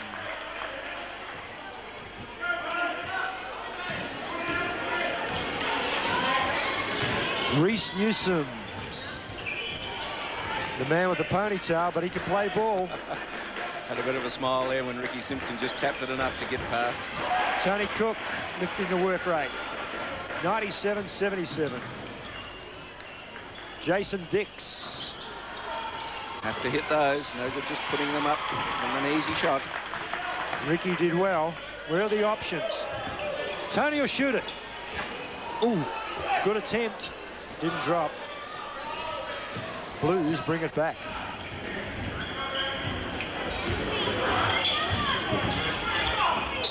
Number 15, Peter Wayne. And something happening in the Jeff paint. Hart. Yes, foul on Jeff Hart. Hanging on to it. And he can exchange a smile with Albert Springs. Substitution baseline Blues. I think Jeff reckoned it was his turn that time. McQuiston for Jones is the substitution for the Blues. On the bench, very happy. Number 7. I think they're really just resting Bill Jones tonight. They've got, what, 3 games to play this weekend, so they're not going to overstress their big guns, perhaps. Tough road trip, and they're going to come away from the ice house with the first win of the trip, the treble. And they said before that Muttenberg wasn't even going to play tonight, and he hasn't because he had a bit of an injury to an ankle, so they really haven't shown that they need him. Tap in by McQuiston. 99-77. Jason Dix. Just too much height in over the top. Albert Springs. Timmy McQuiston. Reece Newsom. Come on, Timmy. Air ball. Ricky just got enough onto that one, I think. And doing well on the baseline, Peter Wayne. Peter Wayne just mopped up. And it's a procession, folks. 101-77. Yes, that 4 or 5 point lead has suddenly sprouted out to quite a bit more than that. Okay, what's been the turnaround, Bob? We did get within 4 during the third. Yes, but as I said, Jim, I really think they were just playing with us a bit. They still continue to move around. They're really picking holes in our defence something terribly at the moment. Just purely and simply because they're going to move the ball around until the player with the ball is in the open space to take the shot, and they're going to take it. 25 points to Newsom. Ricky on the drive, draws the foul. 103-79. A little bit lucky there, I think. Tim McQuiston reckoned that he was standing still, but anyway, lines up with Ricky to score a few points for us. Okay, Pioneers in a bit of trouble. We're going to go to a timeout, and we'll go to the best seat in the house tonight. Best seat in the house, and there you are. Kate Williams is sitting there as chaperone tonight. Kate chaperoning Andrew Cox, Khan Taylor and Ryan Williams tonight. They're sitting up there on the couch from Eddie's Discount Furniture, and of course enjoying the Coca-Cola tonight. And you can enter the best seat in the house competition. Channel 8 will give you the details of that. And you can come along next week for the big game against Hobart next Friday night here at the Ice House and join in. Sitting with Kate, Andrew Cox, Khan Taylor and Ryan Williams are sitting on the seat tonight. Could be you next week. Get your entry forms into Channel 8 for the best seat in the house. And we must thank Eddie's Discount Furniture and Coca-Cola for looking after our guests tonight. Well, Mark Lampshire's got the worst seat in the house, I'd say, at the moment. He's got to perform a miracle, 103 to 79. And it'll be tough. But of course, Bill Runchie, a far easier task, says Mark Lampshire. Not a loss for words, but it needs to be actions. Here's Bill Runchie, tall man with the glasses. And not a lot to say. We'll go to Stephen Chute first. It should have been, they'd be telling jokes, wouldn't they, down there at the moment, Steve? They're a pretty happy side down here at the moment. Bill Runchie's fully aware that the Pioneers will probably full court press, so he was just going through a play to break the press up with his side, and basically that was it. I mean, what more can you say when your side's up by this much? Just a bit of a scoop for you, Jim. Reece Newsom maybe to the Magic next year. Reece Newsom maybe to the South East Melbourne Magic, and of course I must remind you again that during the week the difference in standard between NBL and CBA, well, it's getting less and less, because this team defeated the Geelong Supercats during the week in the VBA competition. And I'd say from his form tonight, as Stephen Chute says, Reece Newsom would handle himself at most levels. Well, Stephen, while we've got you in the position down there, who would you select from the Blues for the most valuable player? Well, I think you could take your pick between all of them. My personal choice at the moment would be Reece Newsom. He's scored, he's played defence intensely, he's run the show for him from the point. He's just played a great all-round game. And Ricky misses a second. Yes, I'd certainly have to agree with you on Stephen. 103 to 80, and it comes down the other end, and Ridgway now has the shot. Thank you, Stephen. We'll go to Jeff Sly, and of course, Jeff's got the answers. Yeah, we'll try. You talked before about the best seat in the house, Jim. It's certainly not down here on the Pioneers bench. Mark Lampshire not overly impressed with his players during that time out. He trying to spell out some basic basketball for them. They're going to be playing a 1-3-1 defence in these next couple of minutes and try and see if that works. Obviously, the bit of a surprise, Ricky Simpson on the bench, and Joe Jacatavius will be playing the point. Jacatavius to Cook, the man Jeff Sly mentioned. There he is again. Jeff Hart, long bomb for three. Bit of a hope shot, I think. Godders will try. Ricky, no, Tony Cook for three. No. Let's try. Joe Jack might do it. Well, he's certainly in there going for the rebounds. He was in Jason on that last Dix. One. Well, 3 attempts, nothing dropped. Back come the Blues. 104-80. 5:13 remaining. Been a heartbreaker so far at the Ice House for the locals. Not through want of effort, maybe just quality. Hart, good intercept. Bit of an optimistic pass from the Blues. They can afford to do that. Cook won't drop for him tonight. Joe Jack got the rebound. He'll go for the shot. Double dribble call. And he did. And they pick it up pretty quickly. Wayne Maidman made the call. There he is on screen. Well, indicated that Joe's hand actually got underneath the bottom half of the ball, which means that you've caught the ball, so it becomes a double dribble when you recommence to bounce it. Here's Wayne. Good pick off there by Joe. Let's see if he can finish it off. Joe Jack with the layup. And the crowd enjoy that one, 104-82. Yes, well, if he can pull off quite a few of those, then it might bring the game back to life. But at the moment, I think the crowd are just going to be supporting Joe alone. Big bomb from Ridgway. 104-82. Here's Joe Jack again. To Jason Doman. Jeff Hart underneath. Big basket Pioneers. The points count. He'll go to the line. Yes, so a good pass in there from Doman. So Jeff Hart finished it off with the 2 points and lines up for a bonus. He has 6 of 8 from the line tonight, Jeff. 28 personal points to Hart. 104-84 the scoreline. And the Pioneers. Well, we see Jason Dix and Jason Doman coming off, and who have we got out there? Scott Gould for his first appearance tonight. And Howard Spencer back on. Spencer and Scotty Gould. There's number 11 talking to Mark Lampshire. On for his first run tonight. So a couple of the locals on the boards. Joe Jack, a couple of the youngsters, and Scotty Gould. Well, Howard brought up another point, so that brings him up to 18. And the margin back to 19. Look out, we're on a roll here. Springs got it off to number 10 on for the Blues, and that's Matthew Cotter. This is Ridgway. Jones gave it to Cotter. 3 seconds. 3 seconds goal. Albert Springs violating that time, taking too long to get out of the paint. 104.85. Well, they've backed off to a half-court man-to-man now. Jeff Hart over the top, and it's good for Hart. Yes, but I think the score will be cancelled.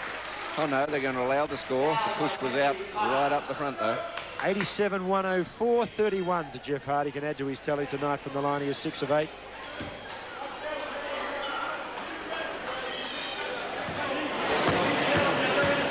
Lots of concentration, gets the routine underway and misses. 6 of 9. Ridgway. Joe Jack putting the pressure on. This is Lewin. Jones. Cotter, first points for Cotter. He gets in the action. Well, you really had to get out there and throw some because he's the only name up there that's been playing that hasn't got any points. Cook. Hart. Doesn't drop for Hart. Good rebound by Jones. This is Cotter again. This is Lewin. Back off.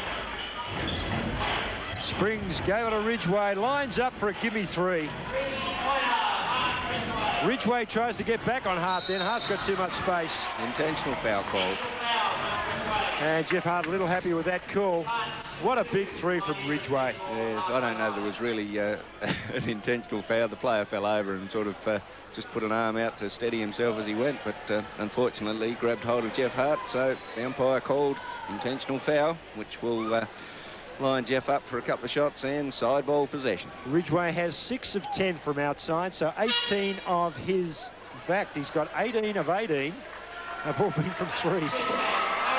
And Jason Humphreys coming on for his first run with the Pioneers, and Tony Cook sitting down to allow him. There's Cook wishing Humphreys well. Jason Humphreys on. We've got Scotty Gould on, Joe Jack on, so 3 of the youngsters on, along with the veterans Hart and Spencer. Must be a big thrill for Jason Humphreys. First taste of the big time in CBA. Unfortunately for Jason, the scoreline not as he'd want it. No, but steadily pegging it away. That's another point there to Jeff Hart. 109.88. So 21 before this shot and 21 after this shot. Still, we've got possession of the ball at the halfway line, so it could be another 2 or 3 here. Jason Humphreys, first pass in CBA. Joe Jack, Jeff Hart. Here's Jason. He's a 3-point shooter, this young man, almost. Went over halfway, they've lost the ball. Joe Jack. There's Howard. Spencer inside the Hart. Cotter did enough, or did he do too much? Back to one out. Out of bounds. Pioneers ball, 2:31, 109.88. Did you see, Bob, any of the NBA action, Houston Rockets and the New York Knicks at all? No, missed it all this week, Jim. Of course, the Houston Rockets winning best of 7. Tap in by Scotty Gould, brings up his first points. And a bit of animation from the Pioneers bench, delighted at Scotty Gould's performance. Billy Jones, Matthew Cotter. Been a big night for the Blues. Have come to play tonight and have come to win, and that's what they're going to do. Currently by 19. Ridgway, Cotter.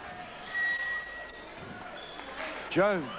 I reckon we'll go to Cotter down on the baseline in a minute because no one's really guarding him closely.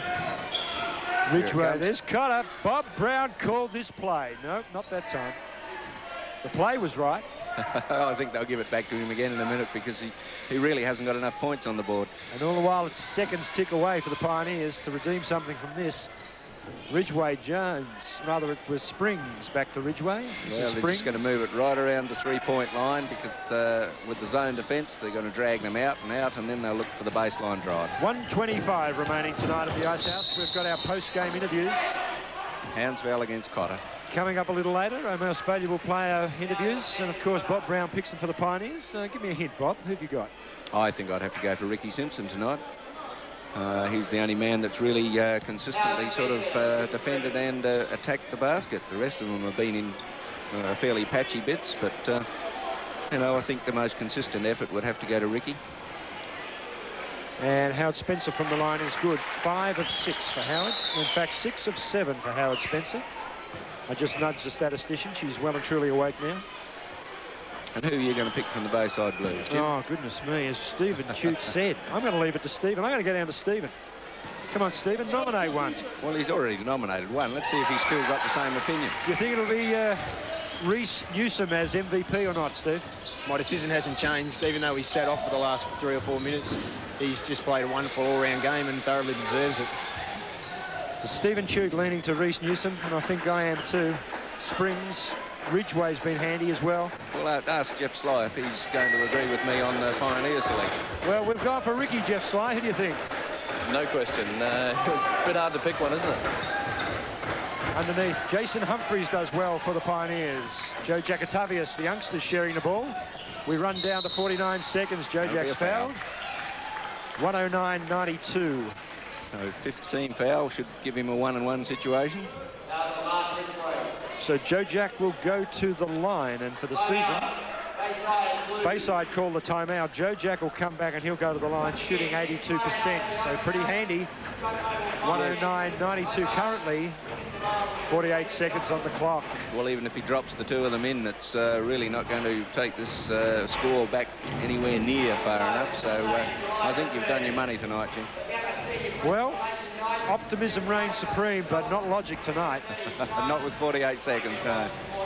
109.92. Now, let me see. 48 seconds. We trail by 17. A couple of fouls. They miss them. We rebound. If every time the ball's passed in, someone fouls him straight away and lines us up for a couple of shots and we get them all and so on and so forth, yes, you know, we might stretch the game out for another 20 minutes, Jeff. But even that I don't think will help tonight. The Pioneers will go down. It's currently 109.92 with 48 on the clock. Let's go through the scoreline for you. Jeff Hart 32 for the locals. Howard Spencer 20. Ricky Simpson 18. Tony Cook has 10 for the Pioneers. For the Frankston Bayside Blues 25 to Reece Newsom, 18 to Mark Ridgway, 17 to Albert Springs, and they share it around after that. Wayne has 11, Lewin 12, Jones has 12, and they're a very impressive side. And the first one into Joe Jack. Joe Jack gets the first. And has 3 points for tonight. The crowd enjoy this young man. A lot of talent. Well, Jesus us with the second, but it he's drops. Keeping his percentage up. 94-109. Billy Jones is going to run it down. He's not interested in shooting. Cotter. Jones, well, maybe this time. On Howard. Points don't count. No, he called the foul well before the shot went up, but it either had to be a foul or a travel anyway, because Bill Jones took an extra step in there. And Bill Jones reluctantly going to the line. He doesn't want to know. I think if I had a percentage shot like that, Jim, I wouldn't like to be at the line either. 2 of 4 tonight. That never looked like it, even from my untrained eye. Howard Spencer, here's Joe Jack. 31 seconds remaining tonight. Our most valuable player interviews coming up after the game. Scotty Gould got in hard on Ridgway, but still the Blues keep the ball and just letting it tick over. Timeout call by Ridgway. That's interesting. They call a timeout with 22 seconds to go. They're just extending the misery. I think so. That last pass by Joe Jack, a little bit ambitious. I meant, even with a quick pass to go the full length of the court, it's very easy for one of the defence players to read what's happening and get there first. Don't forget, of course, next Friday night we're back again, and I think with a victory too, the Pioneers against Hobart, I think we'd be optimistic enough to say the Pioneers could win that one.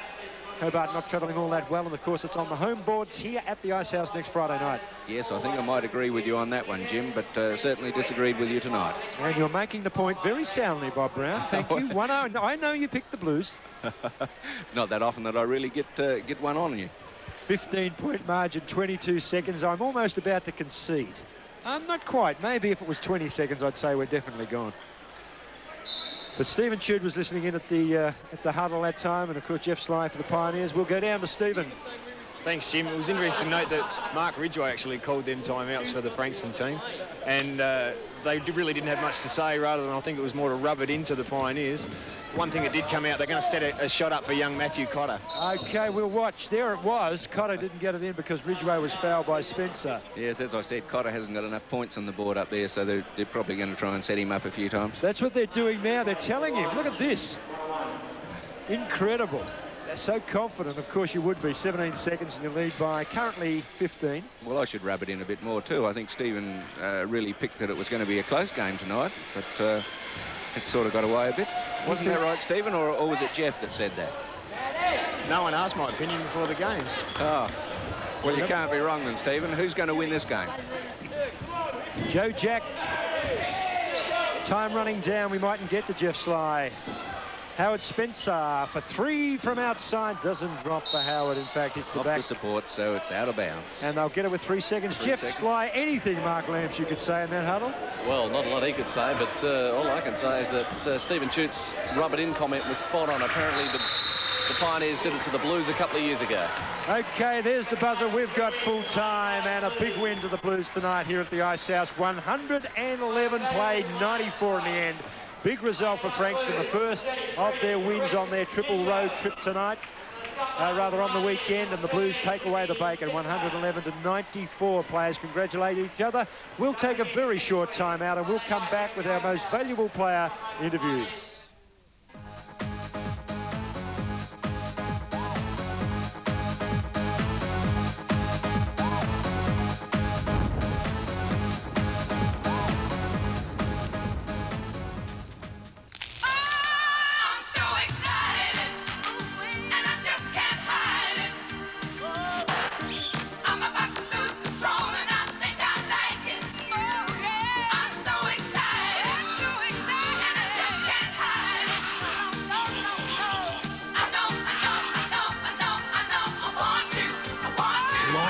Honeycomb covered in real Cadbury Dairy Milk chocolate. Change the colour of your day with Crunchy. This winter, don't get washed away. Save on these great winter winners, like this Hoover fully automatic washer with variable wash program, pages $7.08 weekly. This Fisher & Paykel automatic washer is a great winter winner with simplicity and smart drive design. And beat the rain with this Samsung twin tub washer at a lightning low $5.05 per week. Beat the storm with this Hoover compact dryer, a must for these wet winter months, at a super low $259. Yes, serving you's important at your Radio Electric store. Enjoy better water at Barry's Water Centre. Taste the difference with Mount Gambier's own purified bottled water on tap. It's great for the office or home. And when it comes to hot water services, Barry stocks an extensive range of Rheem hot water services with excellent service backup. Or for energy efficiency, why not save with a solar hot water service? For a reliable water softening system with the softest touch, look at the extensive range of Aquatrol water softeners. The friendly staff will be able to give you a free water analysis. All at Barry's Water Centre, the hot and cold water specialists.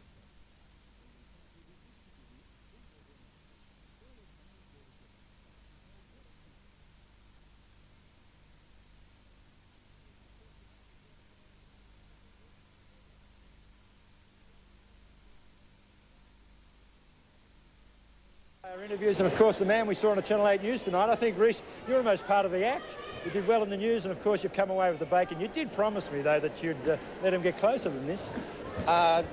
We came out pretty good. It was a good game all around. I thought I heard that these guys come back really tough, so we just had to try and keep it together and keep them out of the game. Well, they did get within 4, I think, during the third period. Yeah, they came down, they started executing really well, and started shooting well and finishing off. They were getting fouled and going to the line. Well, personally, you played very well with three-point shooting, along with Mark Ridgway, really a thorn in the side of the Pioneers, you two. Ridgway and I, we do a lot of shooting in our team, and the guys look for us quite a bit. Of course, your height too, Jones and McQuinston, I think, also. Yeah, BJ and Q, those guys, they get in there and battle around inside. What did Bill Runchie say? He liked it. He liked the game. He's pretty positive, and he wants us to go well next game. I know it's always hard, Reece, but could you make a comment about the Pioneers? I think they're a good team. They come out tough. I think they could be a good team. They're going to be contenders at the end. Okay, that's interesting. I know you're playing it very diplomatically. You've got Mildura tomorrow night. It's an important one for you. Yeah, right now we're even. We could be in the 4 now, and if we win the one tomorrow, we should be in the 4 positive. Okay, Reece, good luck on that road trip. The second leg is tomorrow night against Mildura. Of course, it's today now because it's their Saturday morning, but good luck to the side and good luck when it comes to the playoffs to Reece Newsom. Well played tonight, Reece. Thanks a lot. Okay, our most valuable player tonight stood out again for the Scott Mobile Pioneers. It's becoming a habit. Ricky Simpson, if I could find Ricky, just shaking hands with Reece behind me here. And of course, The last time we spoke, Ricky, of course, it was a win. Tonight is a different story. They were a little too good. Yeah, they was. On the night, they were just better than we were. And, you know, we was a bit flat. Personally, I was a bit flat. A couple other guys. You know, we sort of, when those times come, we really have to pull together. I think we didn't do enough talking. Mark mentioned that. And you know, it goes to say that we really need all of our players fit. And when Ray was out, he's sort of an inspirational, you know, guy. And so we missed him. But, you know, we didn't play well, so. No, it's really hard. Let's make a comment about the opposition. Of course, they're looking squarely at a playoffs berth now, and they're a big chance. Do you think with the style of game they've got, they can be real contenders? Oh, they will be. They got a lot of three-point shooters, and they got Bill Jones and Spriggs on the inside. So I have no doubt they will. It's just how they match up on the day, you know. Okay, I'm going to let you out of the misery. Don't want to analyse the game too much, but I do know that personally you have a big coaching clinic coming up. Yeah, I do, and it's, you know, it's a lot of good things that's going to come out of this. You know, we got a lot of good prizes and stuff, but we're really going to concentrate on the fundamentals and things for kids. And, you know, I think that there's a lot of kids that here that could be really good, and we're going to try to bring the best out of them. So. Okay, can you remember the dates of that clinic? That's a hard one. We'll give you the dates in the coming weeks. I know we'll talk to you about that one again, Ricky. Can I get a final comment? Mark's comment to you to the side after the game when you went back inside? Well, he just said, you know, on the night they were just better than us, and he mentioned that there was a few things that we had to do, and he was correct. You know, a lot of things, we got to go out there, we got to do a lot of talking, and we got to stay together in all cases. Sometimes somebody comes out and they get beat a couple of times, and we sort of put our heads down, but we got to get back together, and you know, we're going to come back. We're going to come back next week, and we're going to make up for this, and we're going to play well from now on. Okay, all the fans can look forward to a big one against Hobart next week. You better believe it. Thanks again for your time, Ricky Simpson. Thanks. Most valuable player for the Scott Mobile Pioneers tonight. Their losing score, 111-94. Coach Brown, what do you say? Well, it's back to the drawing board, I think. Really not too many answers for a side like that. They had all the answers. They could move the ball around. They could shoot from anywhere. They could pass it inside. They could drive. Very difficult to stop. You said it all. They seem to be able to run the opposition teams, even the weaker ones against us. They seem to run the set plays very easily. Yes, we really don't talk to each other too much. We don't assist each other much. We just rely on the fact that we've got some good shooters, but they can't always do it by themselves if they don't get a hand. Okay, good to see some of the youngsters get a bit of board time tonight. Certainly was. I think they were doing better at one stage there than some of our big imports. Okay, we did get beaten tonight, but you're going to come back next week against Hobart and support us? I think I'll go for Hobart next week, Jim. You really will? I really will. I'll even say now the Pioneers will reverse this result tonight. I think they can get up. But we'll bring you all the action here on 8 Sport next Friday night, of course. It'll be a big one when we play Hobart. On behalf of Jeff Sly, Stephen Chute and Bob Brown, it's Jim Buckley signing off from the Ice House.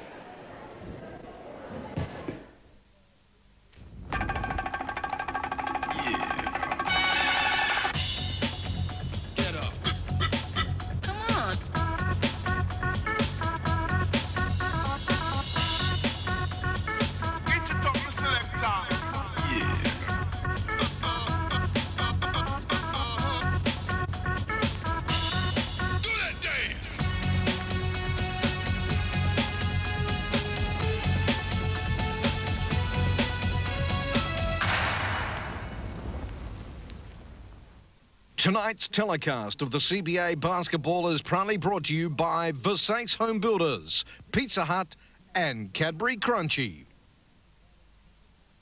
Prime suspect and Inspector Morse broke new ground in how exciting a mystery could be. Let's go for it. Go. Now, each week, there's a new show that's more than a mystery. We will roll over and play dead, all right? It's heart-stopping action and a sensual thriller. Never ever use me like that again. Tony's a cop who'll use the woman he's married to. You don't know anything. And the girl he loves to nail his best mate. You can't be a copper without knowing villains. The most powerful and provocative new series of the 90s. Between the Lines, 8:35 Tuesday on 8. Wherever you are, whatever you do, when you need a friend, we're right there with you. Come on, a part of us, you could be made on 8. We're in your town. With you all the way. Every sight and sound. Every night and day. That's entertainment. That's the way you like it, yeah. Whatever you do, wherever you go, here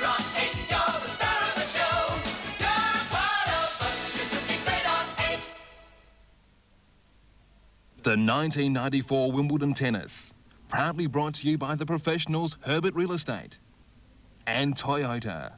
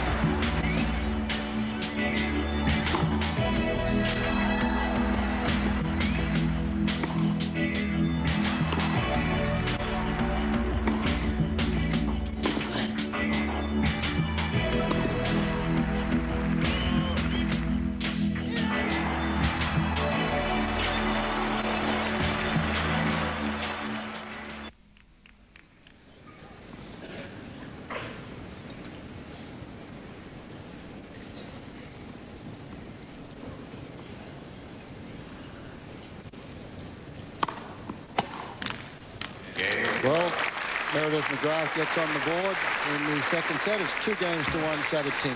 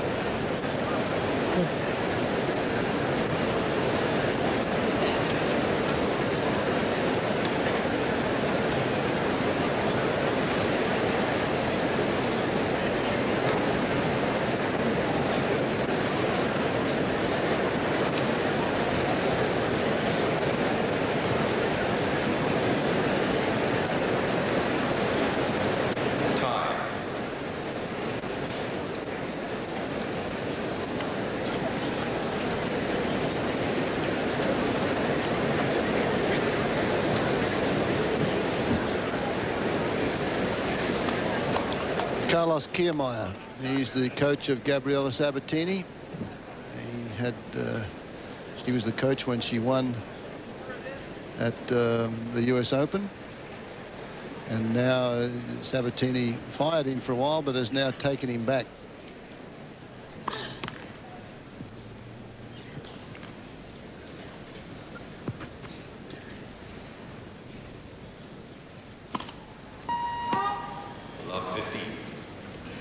Everyone credits Carlos Kiermaier really for getting Gabriela Sabatini her one and only Grand Slam title, the US Open. She played so aggressively. He convinced her to volley as much as possible. She served well. She came in.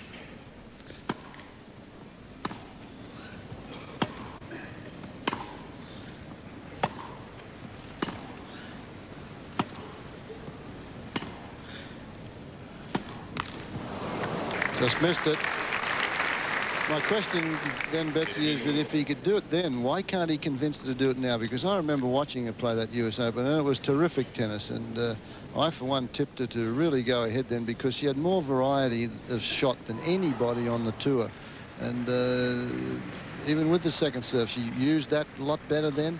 I can't understand why you can't get her to play that type of game more often now.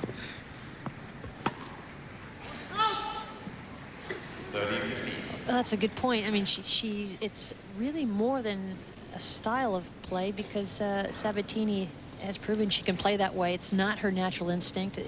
It's much more natural for her to want to stay on the baseline and use her topspin, use her ground strokes. But if you're losing, why wouldn't you go to something that won you the US Open? Well, I think it really becomes much more of a mental thing she has to overcome. I mean, there was a time there when she fought so hard for every point and she got herself so focused and so intense and showed much more emotion, positive energy